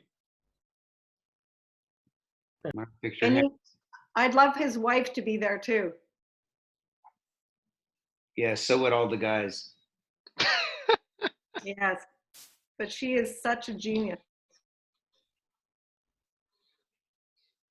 Okay. What about Tracy? But I forget his first name. Brian Tracy? Brian Tracy, yes. Who's that speaking? Yeah, I could ask Brian Tracy, and I could also ask Ivan Meisner. Would he be interesting to you? Who is he? Apparently not. No, I don't know who he is. I'm sorry. Okay, so the answer is no. No, you should. I would love to do Nito again, to be honest with you. He was the best. That was the best experience I've ever had. Just being Did you around. play the video that I just sent you about? I watched the first half. I'm gonna watch it this afternoon. Dad watched it all, but he's just amazing. What is video? I want to be just like him when I grow up. And he's such a good speaker. Like within the first few minutes that I saw, just articulates himself so well. He's so powerful. He is. He is. I don't know what his secret is because I've heard all his stories before. And when he starts a story that I've heard, I want to hear it again. When I tell a story a second time, people say, you just repeat yourself. When he says it, people like it. Yeah. I can tell you where is the secret. Tell me. Because he's living what he's talking. Yeah. Yeah, that is the secret. He's so congruent, you know. Yes. Yeah. Every word he uses is from his own experience.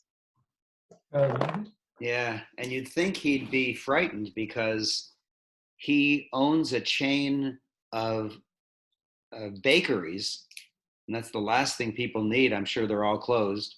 He owns Lazy Boy Furniture, which is all closed. He owns a bank, which is closed. He owns a university, not he owns, he's the president of a university, which is closed. Man. Okay, so I I can don't work think on, bakeries are closed. say it again? I don't think bakeries are closed. I have Oh, a client that owns a Nothing Bundt Cake franchise where they make those little bundt cakes. Yeah, yeah. And their business is up 10-15% from what it was last year Because during people, the pandemic. I wish I Raymond, had Krispy Kreme right now because their business has just gone how up. how good are you with Grant Cardone or Russell Brunson? yeah, I don't know either of them well. I don't know either of them at all. Okay. So I can work on Marie Diamond, Lisa Nichols, Mark Victor Hansen, and Crystal, and Brian Tracy. I can do those. Yeah. Keep working on Dr. John Gray. No, I am. Awesome. Yeah. Good. Yeah. The best quote from Dr. John Gray, we have to be apart. When I heard that, my heart just jumped because I'm scared when people think they have to be like linked together with a chain all the time. So when I heard that, it was, yeah, that's me. Can you repeat the quote? I didn't hear it. We have to be apart so we can come back together. Yes, there has to be spaces in the togetherness. Yeah. Okay, said- so let me go ahead. He said men need their men caves. Exactly. Yeah. Elon Musk has about 15 houses or something for sale. Say that again. Elon Musk Yeah. is getting out of all of his houses. Oh. Is he going to Mars or? I don't know where he's going, but he's supposedly selling all of his houses. Yeah, of course. He might be another one to get if you know him at all. Manny, you nailed it. He's going to Mars. There's no COVID on Mars. You know what? Elon Musk predicted that in the next 30 to 50 years, man's going to do something so stupid that he'll need another planet. And this might be it. Maybe people are willing to go to Mars to get away from COVID. Crazy. So I've decided as soon as the shutdown started that I wouldn't get fat and sloppy. So I've watched no television whatsoever. I don't have a TV, but nevertheless, there are places I could go, like a bar, to watch it. No TV, no radio. I read about 5 minutes of news in the morning just to see if there's some big breaking thing that I should know about. And I watch Netflix at night, like when Karen and I finish working about 10 p.m. Then there's a TV series called Ozark, which we enjoy. It's a 1-hour show. I'm not particularly recommending it, but we're enjoying it. And it's about a guy who launders money.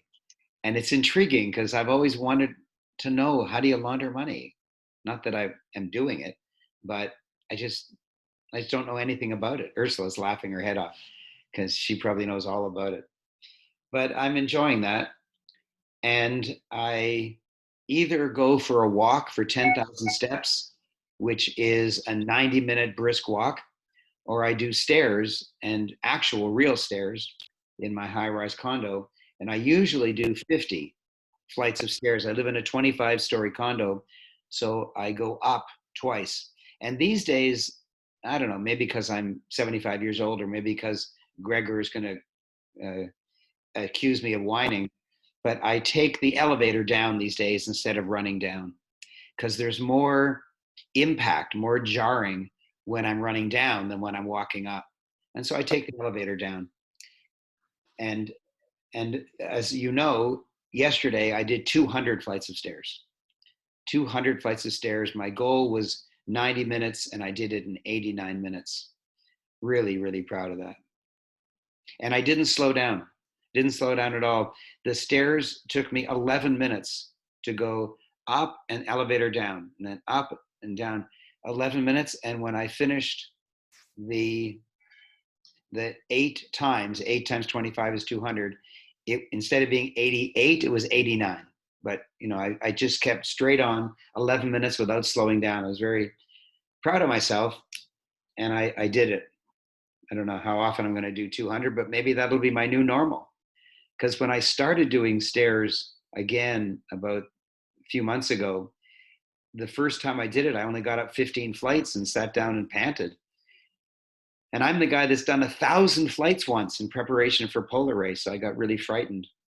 And as a result, my fitness is way, way up. And my weight is down 19 pounds as of this morning. I've gone from 195 to 176. One more pound, 175, and I'll be down 20 pounds. And, wow.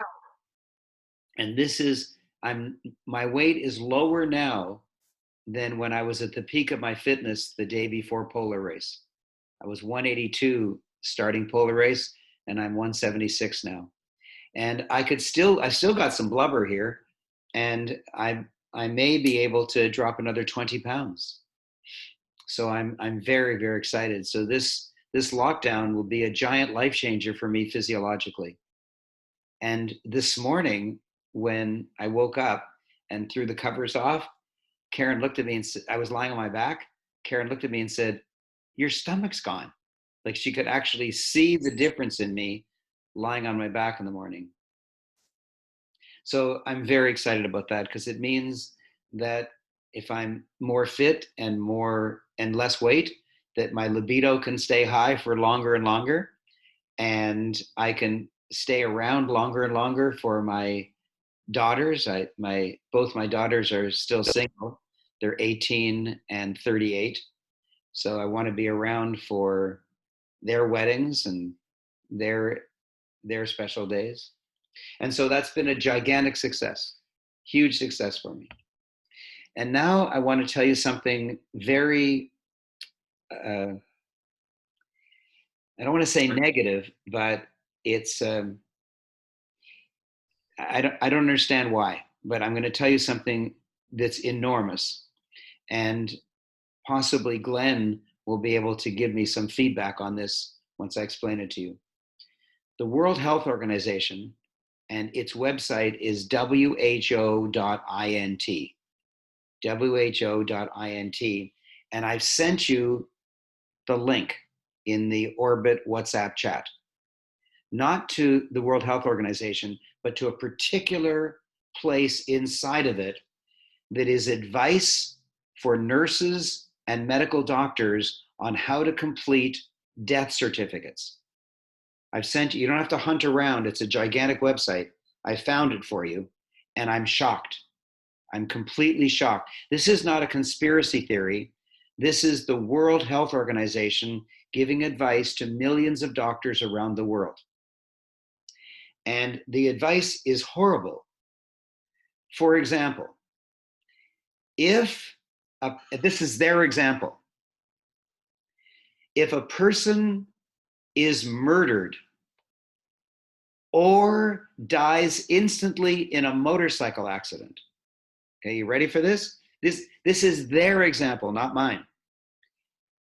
If they're killed instantly in a motorcycle accident or they're murdered, but they have previously been tested positive for COVID, then the World Health Organization requires doctors to do what's called comorbidity.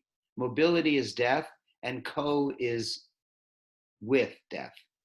So comorbidity is 2 different reasons for dying.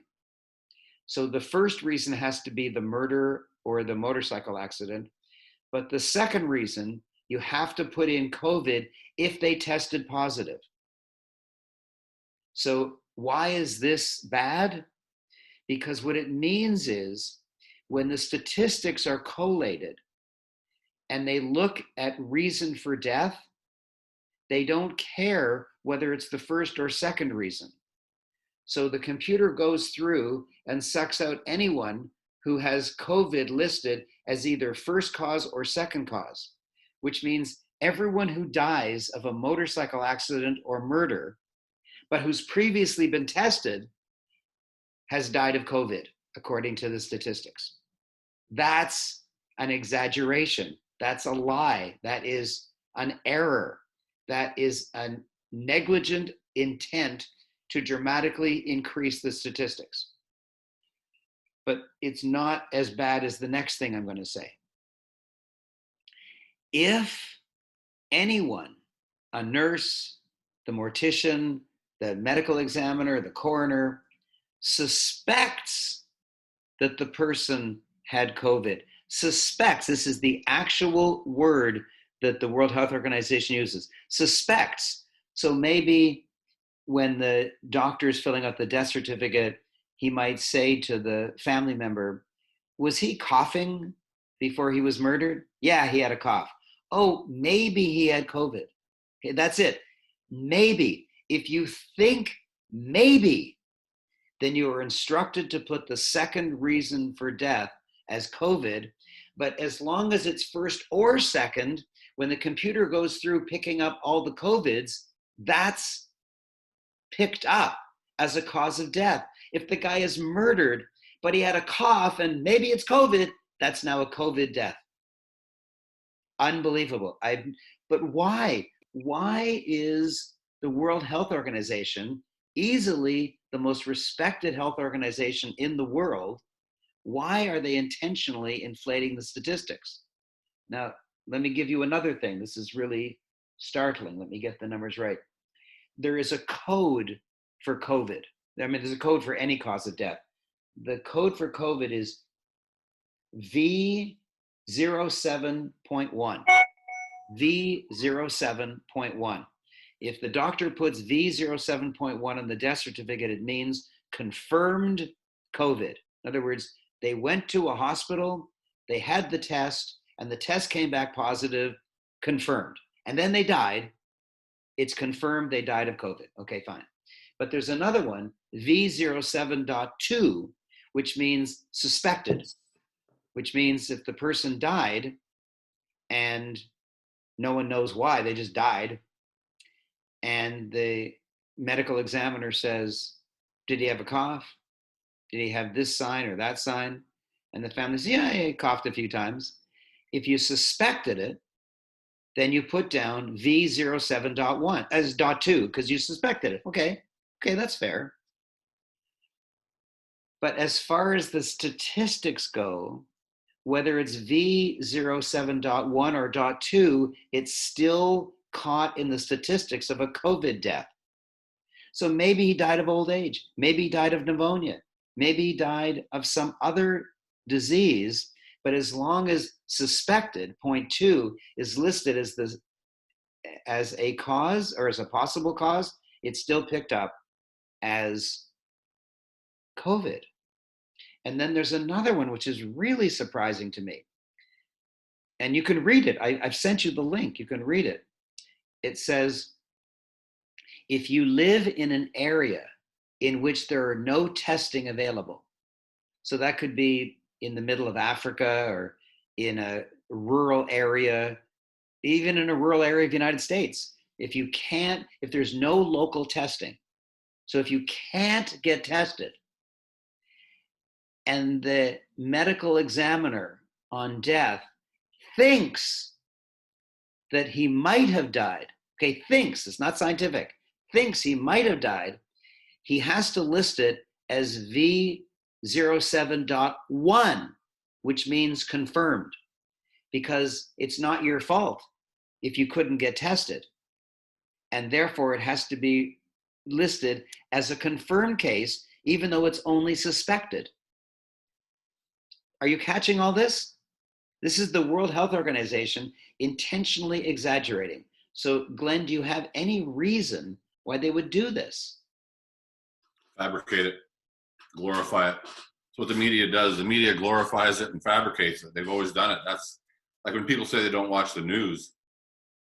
I stopped watching it back in '93, Raymond, because of the murders I had, because how they reported it Raymond Aaron said this, but Raymond Aaron actually said this. And they cut you off here and they put Gregor in here and they created a story. They fabricated it to glorify it. And it's the same thing with this. They glorify it. Like you talk about the news, Paula wanted to watch it one night. She doesn't watch the news either. 25 minutes out of 30 minutes was on projections. Projections. That's not news. We can all sit here and project whatever we want. Show facts. Show, like what you say. It's all to react. The normal people, like you know how you talked one day about Mulberry Hill, about what frequency certain people bounce at. How Trump was able to relate to that group. Yes. Same thing. The news media will relate to this, and that's the general source of it all. And I get it, Glenn, but the World Health Organization is not a newspaper trying to sell newspapers. No, but it's the money that's behind it, the influence. Like, imagine that level of government acknowledging mistake, acknowledging a wrong. Like, things will come out eventually, but hopefully in our lifetime. I'd love to see it, but that's why there's so much censorship now with videos and people coming forward. It's like, cut it off, end it, don't allow it. Like, freedom of speech is leaving. Like, if people actually pay attention, freedom of speech is gone. So when it comes from that high a level. So you're saying that the World Health Organization relies on donations, and the bigger COVID is, the more donations they'll get? If you look at some of the research, I've started paying attention to some of it, start following it. You can see why you're trying to muffle people. Like, there's too much common sense coming out of it. That's why doctors now are starting to rebel. Like if you look into pharmaceutical over the years, what that became, the monopoly behind that. Right. Like there's meds coming in 45-gallon drums from third world countries, and we're buying them. Like the kickbacks are huge. Well, government at that level, like I was talking to Paula today, like even in construction that I've been in my whole life, the corruptness and the kickbacks are huge. So like at this level, who's going to step forward and say, this is what has been going on? You gotta if you scare people, they'll hide. They'll stay in their homes. If people rebel, like Canadians are so, okay, I'll stay home. Like at the level you're talking, you have to scare these people. You got to keep them in. So these people are added to that death list. Wow. I think part of the problem, Raymond, is the statistics weren't adding up, and keeping you at home, statistics to be different. You needed them to be greater than the flu, not less, and they were less than the flu. And these people all work together. I work for a pharmaceutical company, and you will find that a lot of people on the boards of a pharmaceutical company also work in with the WHO, also do research, and it's all intertwined. And if you follow, find what the problem is.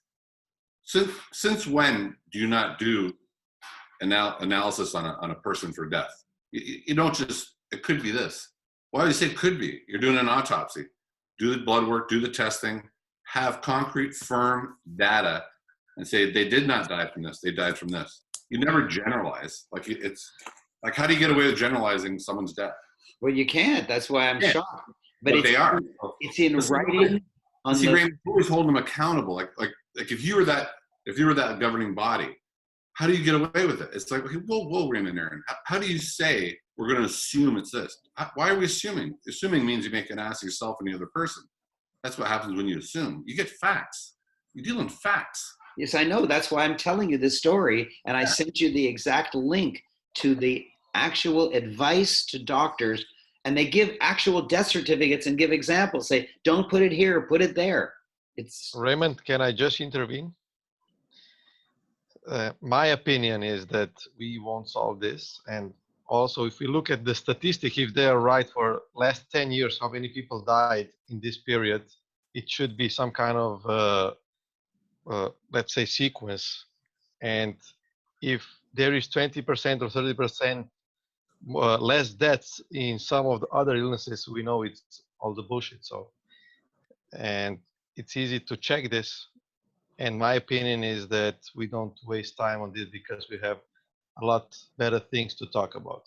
okay. I just wanted to inform you of that because I read their advice to doctors and was horrified.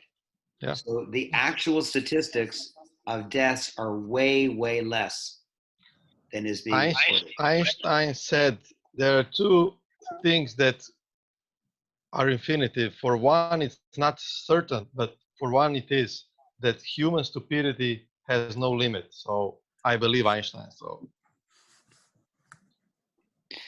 Okay. So I want to tell you the 3 new things that I'm doing. And the first one you know about, and that's World Prosper Summit. Within a very short time after the lockdown, I decided to reinvent the business. And in cooperation with my techie, my web techie, Francis Ablola, we came up with the idea of World Prosper Summit. We had just shy of 10,000 people register for that event. And over the 2 days, we had almost exactly 1,000 people on the line at any given moment. And it stayed constant at 1,000 for both days. And that came from approximately 3,000 unique visitors. So almost 10,000 registered, 3,000 attended something, and 1,000 were on, a total of 1,000 were on at all time. So there were non-cell speakers and cell speakers. The 6 Orbit members, thank you for being on the line. You did a wonderful job. And your job wasn't to sell, your job was just to talk about Orbit. And we got some inquiries from that, but no sales. The sales from the cell speakers were extraordinary. They did really, really well. It means that people really appreciated the World Prosper Summit and were willing to reciprocate by purchasing the programs that were offered. And the total sales from the event itself, I'm going to reveal it to you confidentially, please, confidentially, was $150,000 during the 2 days. And we will likely get another 100,000, so that'll be $250,000 from the month of follow-up that we're doing. We're replaying some of the cell videos, and we're sending out other messages to people to join this or that. So it'll likely be $250,000. And what are the costs? Well, when I hold a big event, like when I bring in Jack Canfield, for example, to a Mastery of Greatness, then my costs are 25,000 US for his fee. He's now just raised it to 30,000 for a friend, 30,000, plus about 10,000 for business class airfare and limos and hotels and food and all that stuff. So it's about 40,000 US, plus about 20,000 for the venue is 50. And no, yeah, 50 plus, no, 60. What was I saying? 30, 40, 50, 60. Yeah, it's 60, including the venue. And then flights for the staff and paying for the gals at the back. It's in Canadian, it's $100,000. So it's a big risk, but we've been doing it for a long time. And of the 15 big events that we've held, we've made money on 13 and we've lost on 2 of them. But with this World Prosper Summit, our travel costs were 0, hotel bedroom 0, food 0, hotel meeting room 0, flights, gals at the back, 0, 0, 0, 0. The only cost outside of salaried staff was buys, media buys, like Google AdWords. And they were about $20,000. So $20,000 to bring in $250,000, that was amazing. And so we are going to be holding live events in the future. But we used to do twice a year. And we used to do it in typically Toronto, London, England, and Los Angeles. But well, now we're probably going to switch to once a year, who knows, in one of those cities. And the rest of the year, we'll be holding 1 or 2 of these Zoom events. So I just want to tell you, you know, you're close enough to me that I'm going to divulge confidential information about how my company is doing. so that you can imitate me, so that you can emulate me. So that if you're thinking of holding an event, think of A, and not in any order, A, delivering gigantic value and surprising people and cherishing people and all that stuff, and B, selling. Because what I've showed you is that we had 19 speakers and there were 5 sell speakers, 5 people who actually gave a keynote-based presentation and ended with a call to action, buy this. The Orbit panel wasn't a sell presentation because there was no call to action. There was no, for the next 9 callers, it's only whatever. We didn't do any of that. So out of 19, there was only 5 sell speakers, but they sold a lot. And then there was people that are half sell, like Francis Oblola. He didn't really sell, but he half sold. He said, everyone who wants a copy of my slides and everybody who wants to attend a free entire day internet marketing know-how webinar, just click on this link, it's free. And he got hundreds of people to click on it. And he's already given a presentation in which 200 people attended, and he made sales at that event, which added to the total. So there can either be non-sell speakers like Jack well, he sold, like Mark Victor Hansen. There could either be a non-sell speaker like Mark Victor Hansen, or a very gentle sell like Orbit.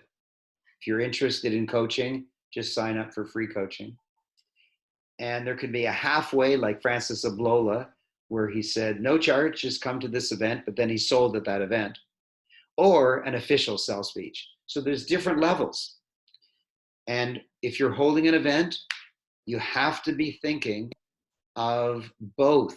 You have to be thinking of delivering fabulous value, cherishing and honoring and surprising your clients with enormous value and things they don't even expect. And you earned the right to sell. You've earned the right. It's not that you only want their money. You want to give giant value, and then you want to offer them something. And it may not be natural for you. Like I coach Glenn, I saw a video that Glenn did in which at the end he said, I don't know, if you want something, I don't know, just find me on Facebook.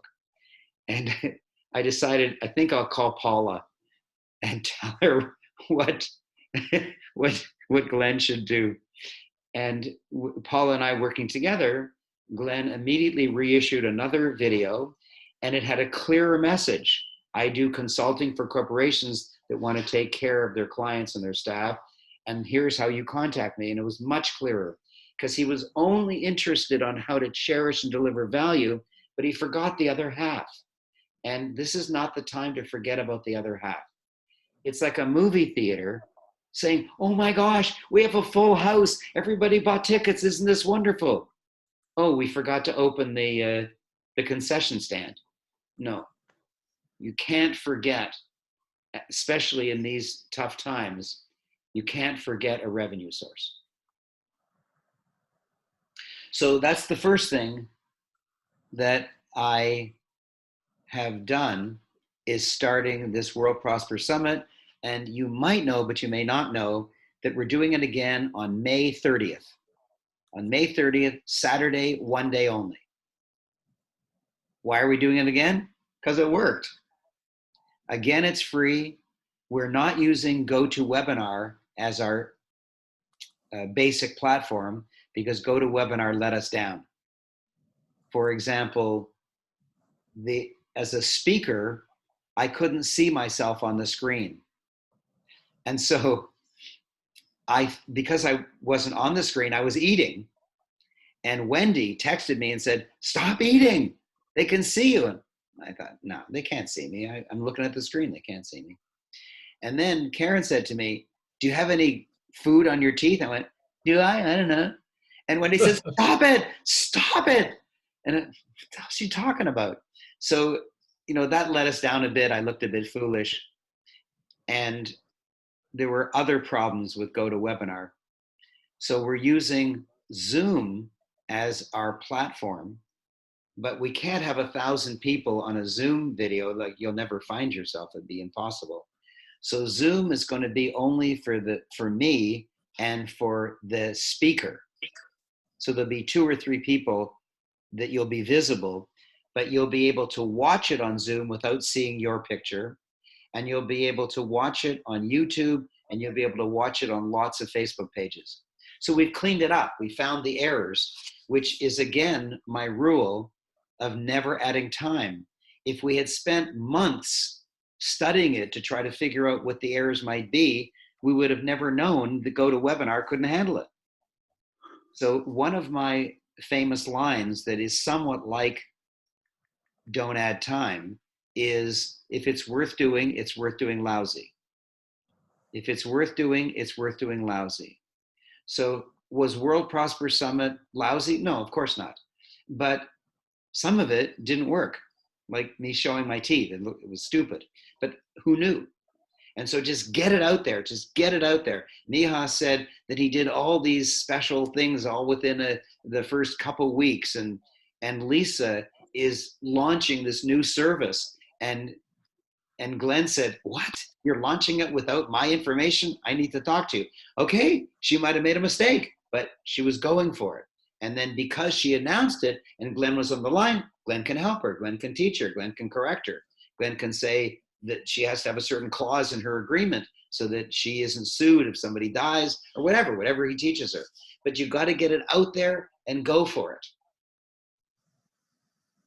So that's the first thing I've done, and we're continuing on May 30th.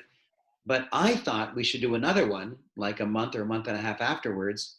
And Francis Ablola said, no, we're going to have so many people, so many new people, that we need to, instead of doing another one in June or July and getting even more new people, he says he wants to focus on, maybe we got 10,000 from the first one, maybe another 10 or 15,000 from the second one. We got to take those 20 or 25,000 people, and we have to work with them, drip them some content, offer them some other bonuses or features or sell speakers, but not yet another lead generation drive. So I'm learning. So that's the first thing, is World Prosper Summit. And the second thing is internet marketing.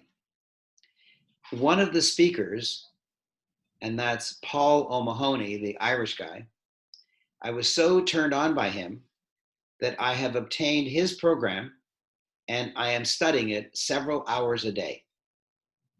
Yesterday was probably 6-7 hours of study. And I am learning. And I have put up my blog, and the next thing I'm studying is Facebook, and the next thing I'm studying is Twitter. Like, he has all these modules, and I'm studying his program. If you, this is not a sell, I'm just telling you, if you want to buy his program, if you want to learn internet marketing, I'm loving what I'm learning. You just go to worldprospersummit.com/live stream. worldprospersummit.com/live stream, and you scroll down to Paul O'Mahony. His program is $1,000 US, but it's shown as 1,400 Canadian. And if you want to do what I'm doing, it's not that much, and he's got hours of content, and I am learning and learning and learning. And I'm just going to share a couple tidbits from you. One of the best ways to do lead generation is to have a book. We all know that. But we also know that it takes a while to write a book. We all know that. But for lead generation, they just have to be impressed that you wrote a book. And they don't want to spend 5-10 hours reading it. They just want an ebook, which is brief, which means you could write it in less time. But the insight that I got from Paul, which I screamed in joy when I heard it. What he said is, he taught us how to go to a website that's free and design a cover. And I did it in about 15 minutes. I designed a really beautiful cover. And then he told us about another website where you can take that cover and put it into a 3D image. And so can you imagine a person holding a cell phone? Yeah, here. A person holding a cell phone. Well, actually, it would be like this. Yeah. So can you imagine a person holding a cell phone and looking at it, but on the face of the cell phone is your book. So it's your book, but it's as if it's 3D on an iPhone or on a laptop. So I learned how to make a cover in 15 minutes. I learned how to make it 3D.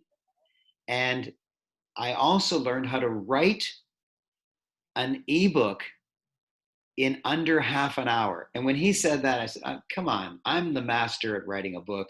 Who the hell are you? I can't believe this. And what he said was, on the cover, you say compiled by Raymond Aaron. And then what you do is you go to ezinearticles.com. Ezine, E-Z-I-N-E, articles.com.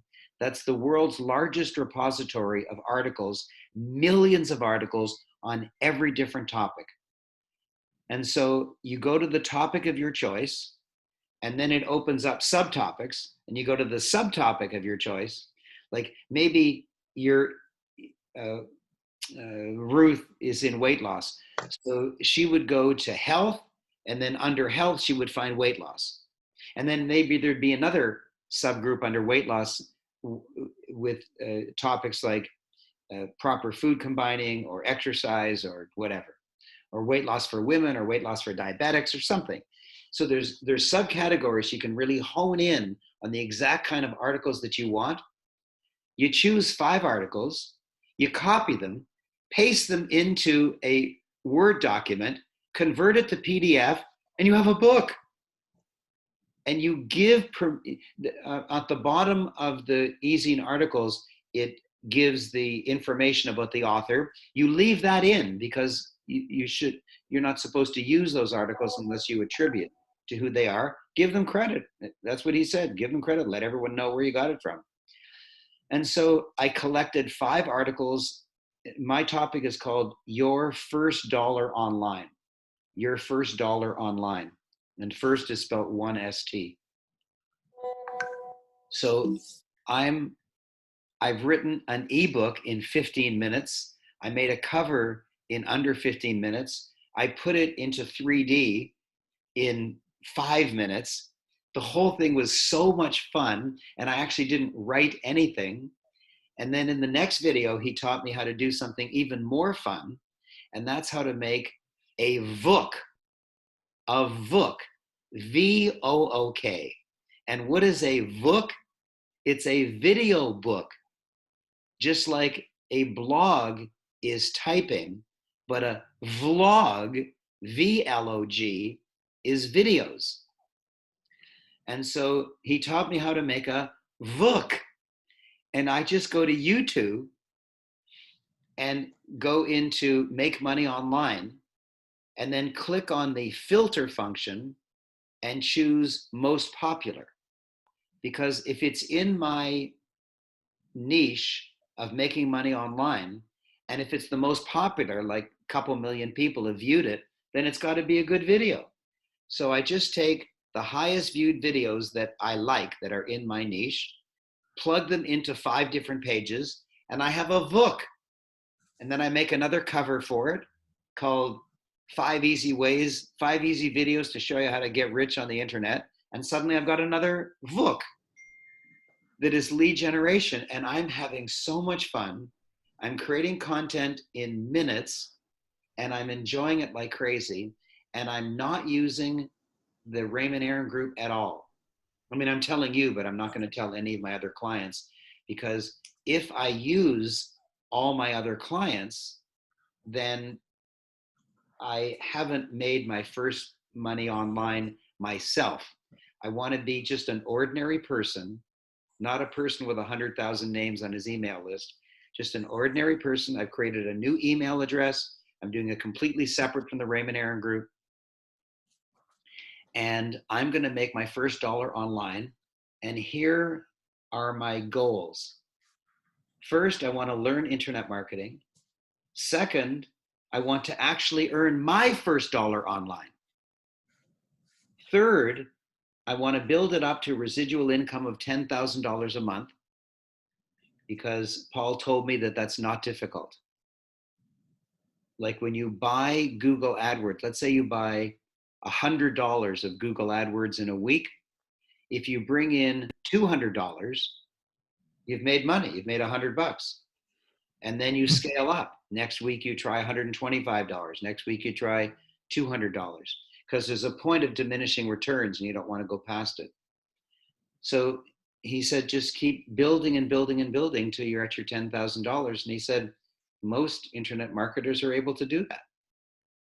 So I want to learn how to do that. I'm 75 years old and I don't have an exit scenario. Yes, I'm wealthy. I have lots of cash in the bank. My company has a very, very big savings account just because I've left it in there. I haven't taken it out, so I don't have to pay tax on it. And I own a lot of real estate that's free and clear. So I have an equity, but I don't have much residual income. So I could retire and forecast that I've got 20 years to live. And so I divide how much net worth I have by 20 years, spend that much each year, and hope I don't outlive my money. But I'd rather actually earn money. And so that's my third, is to get my residual income up to $10,000. And then finally, I want to teach it, because I think people are sick of hearing internet marketers say, I wake up in the morning and I open my laptop and see how much money came in overnight. Look at my actual statement. 4,000, 3,000, 2,000, 1,000, 7,000, 2,000, just overnight. Isn't that amazing? And then people run to the back and go in. I think people are sick of that. I think people want someone who has never earned a penny online himself, who actually made his first dollar online himself. And I think they would like to learn from me how to get started. So my third goal is to have residual income myself of 10 a month. And once I get to that, I can do whatever I like, but I can't see past that now. And to teach it, which would be a lot of fun. So the first thing I want to tell you about my new business is World Prosper Summit. And I've told you some confidential stuff. And my second is internet marketing.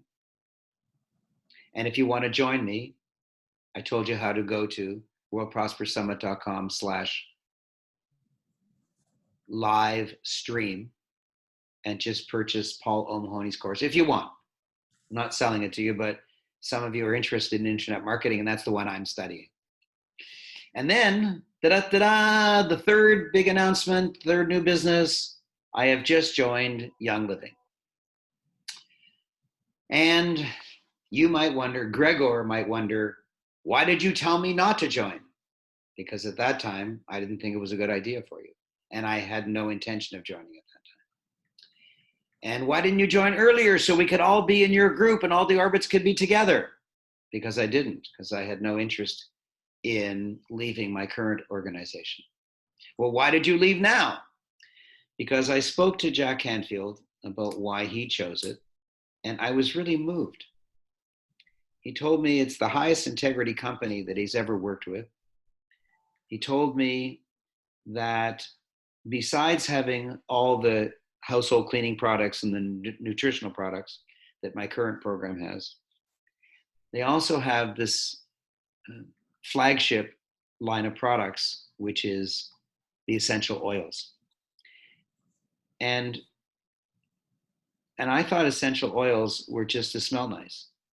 But what he told me was quite startling.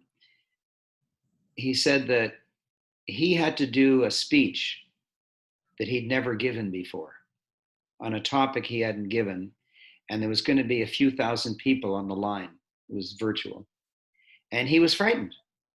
And there is a essential oil in Young Living called Valor, VALOR, which means strength or power or courage, something in that line. And he put it on his skin the way they direct, like under his nose and on his wrist, and he actually felt stronger. Maybe it was just a placebo effect, but he felt better. His wife has eczema, and she I don't know the name of the essential oil, but she put that on. Her eczema is 90% gone. His wife doesn't sleep well. If you know Inga, she's very, not hyper, that's a negative word, but she's giant in life. She has gigantic energy, and that's good when she's awake, but it makes it hard for her to go to sleep. And they have an essential oil that helps you sleep, and she used it, and the first day she fell asleep way quicker than ever before, and she slept through the night. And so he started telling me these success stories, and I was quite moved. So I have joined, and I will be, right now I'm studying internet marketing, so I'm not going full-fledged into this this network marketing for a few more days now, but I thought I would tell you. And Gregor felt bad that we weren't all on the same team. It would have been nice if, I don't know, that I could have enrolled every Orbit member and we could have all been together in the Raymond team, but we're not. And we can be together by calling ourselves in the Jack Canfield team. So instead of saying, oh, too bad, I'm sidelined to Raymond, this isn't nice, I wish he had done a better job. Instead of doing that and griping, let's call ourselves inside the Jack Canfield team. And congratulations to all the Orbits who didn't add time and who signed up all the other Orbits, because I never, ever want to be in competition with you. So if you haven't joined Orbit, choose whoever has already joined, Miha and Gregor and Ruth, and I think Ahmed said he already joined. Choose them or choose me, but I don't want to be in competition. So choose them first. And we'll all be in the Jack Canfield team. Welcome to the family. Yeah. And if I joined a month ago and everybody was my personal enrollee, yeah, that would have been nice. Mostly would have been nice for me, but there's no difference to you. Because a good network marketing organization doesn't matter who enrolls you or where you are in the matrix or when you join. It's always a good time. So we'll be sidelined to each other and let's have a great time.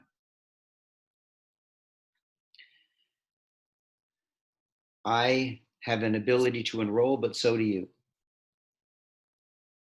And my goal is to get up to $10,000 a month, which I suspect I'll be able to do in a short time, maybe 3 months, maybe 6 months, I don't know.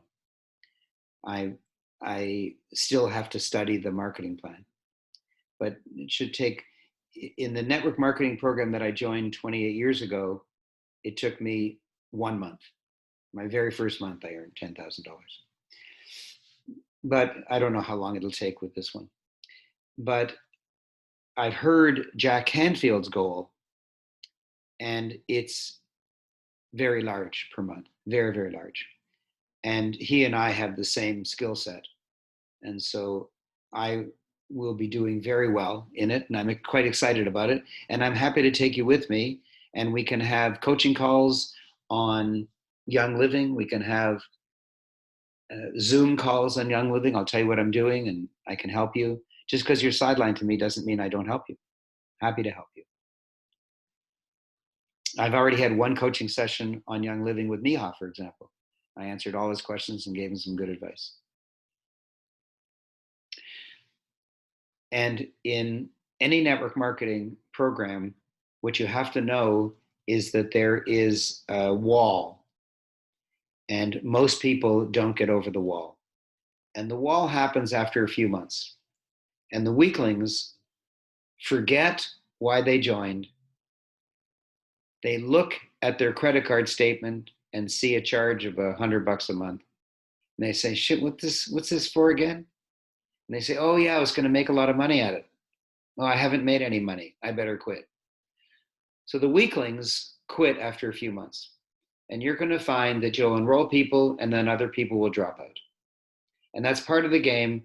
Don't get discouraged by it. So the biggest advice I gave Miha, and I'm going to give it to you now, you have to decide if you're in it for the short term or the long term. If you're in it for the short term, and you want to make a quick buck, but then you'll have lots of people quitting, sell them on the income. It's the best way to make a short buck and to be in it for the short haul. Because if you sell people on the income, it's easier to enroll them, much easier. You'll feel better. But 80% will never earn anything. 80% in any network marketing organization, not Melaleuca, not Young Living, any organization, 80% never earn anything. If you've sold them on the income, if you've dazzled their eyes with possibilities of $1,000 a month, hey, make a mortgage payment, have your car payment made. If you dazzle them with money and they don't make any money in a few months, but they certainly have expenses, they'll quit. If you enroll them on the product, they will stay for longer and you'll have a solid organization. And some of those customers will become business builders. And they'll stay for a long time because they got hooked on at least one of the products. Which one is easier to enroll? Way easier. Enroll with the money. It's way easier to enroll people. Do you want to have a free car? Do you want to have a free mortgage payment? Heck, do you want $10,000 a month for the rest of your life? Yeah, well, sign up here. It's $100, sign up. Okay. 3 months later, they had made not a penny and they quit. So you'll have huge highs and huge lows. Because most people, 80%, will never, ever earn a penny. Ever, ever, ever. If you want a big organization that's strong and stable and have low attrition, attrition means people quitting, then sell them on the products and mention the money. That's my best advice.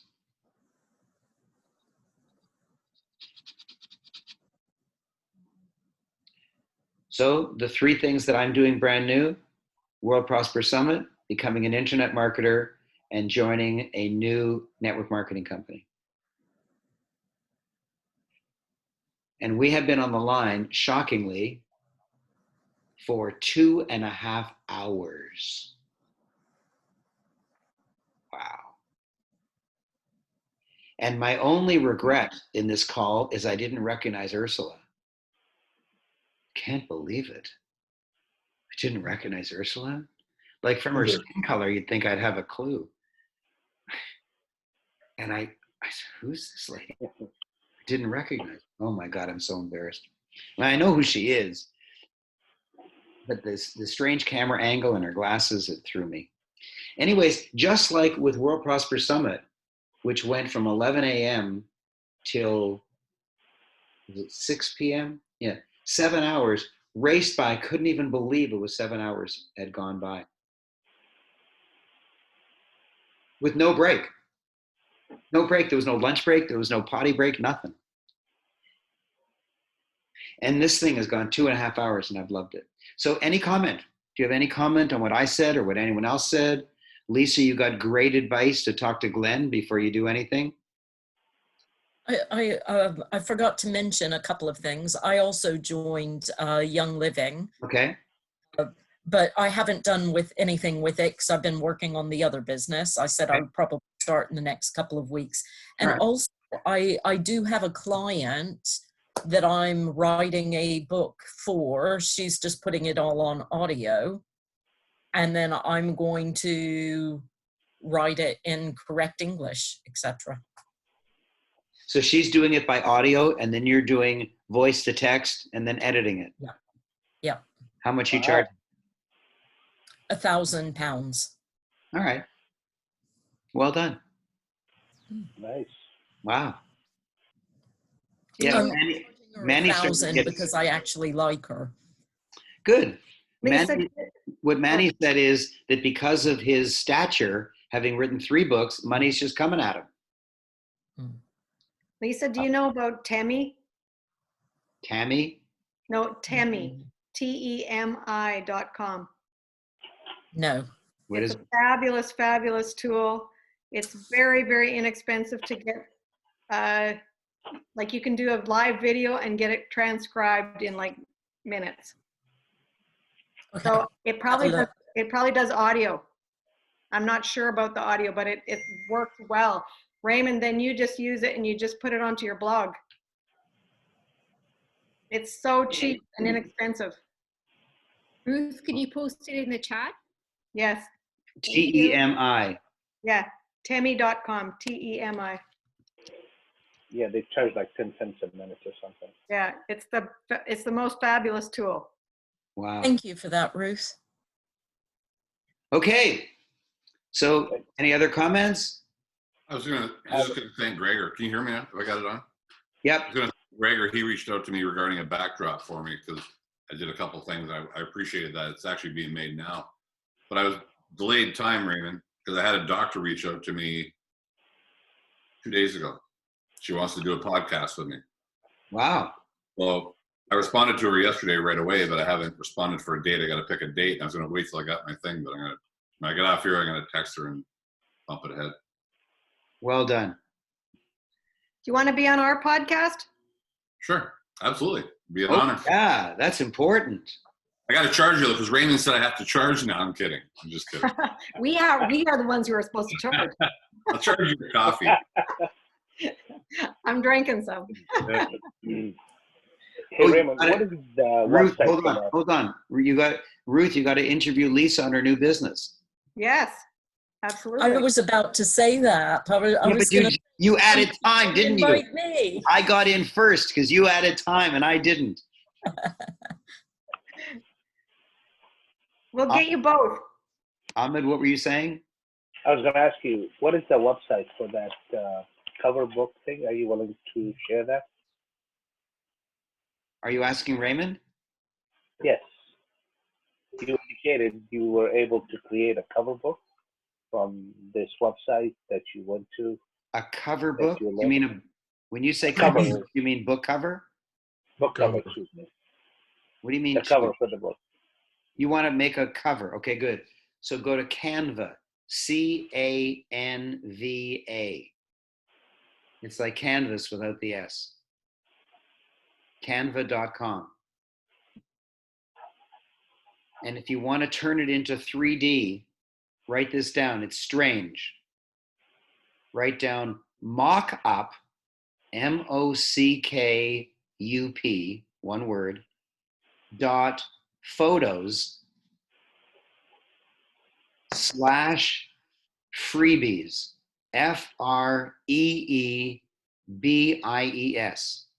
Can you write it in chat, Raymond, please? Yeah, you know what? I'm just now worrying whether it's photo or photos. Yeah, give me a second. I'll check. Let me check. Hold on. Okay.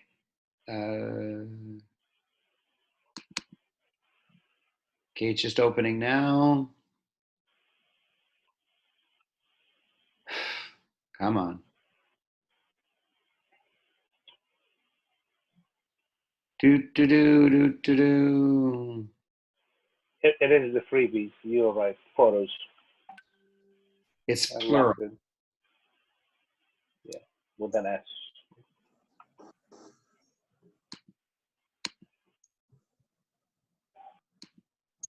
Also, if you're doing something on YouTube, like if you're uploading anything from Canva, the rule that they want is it should only have 20% of the picture in text.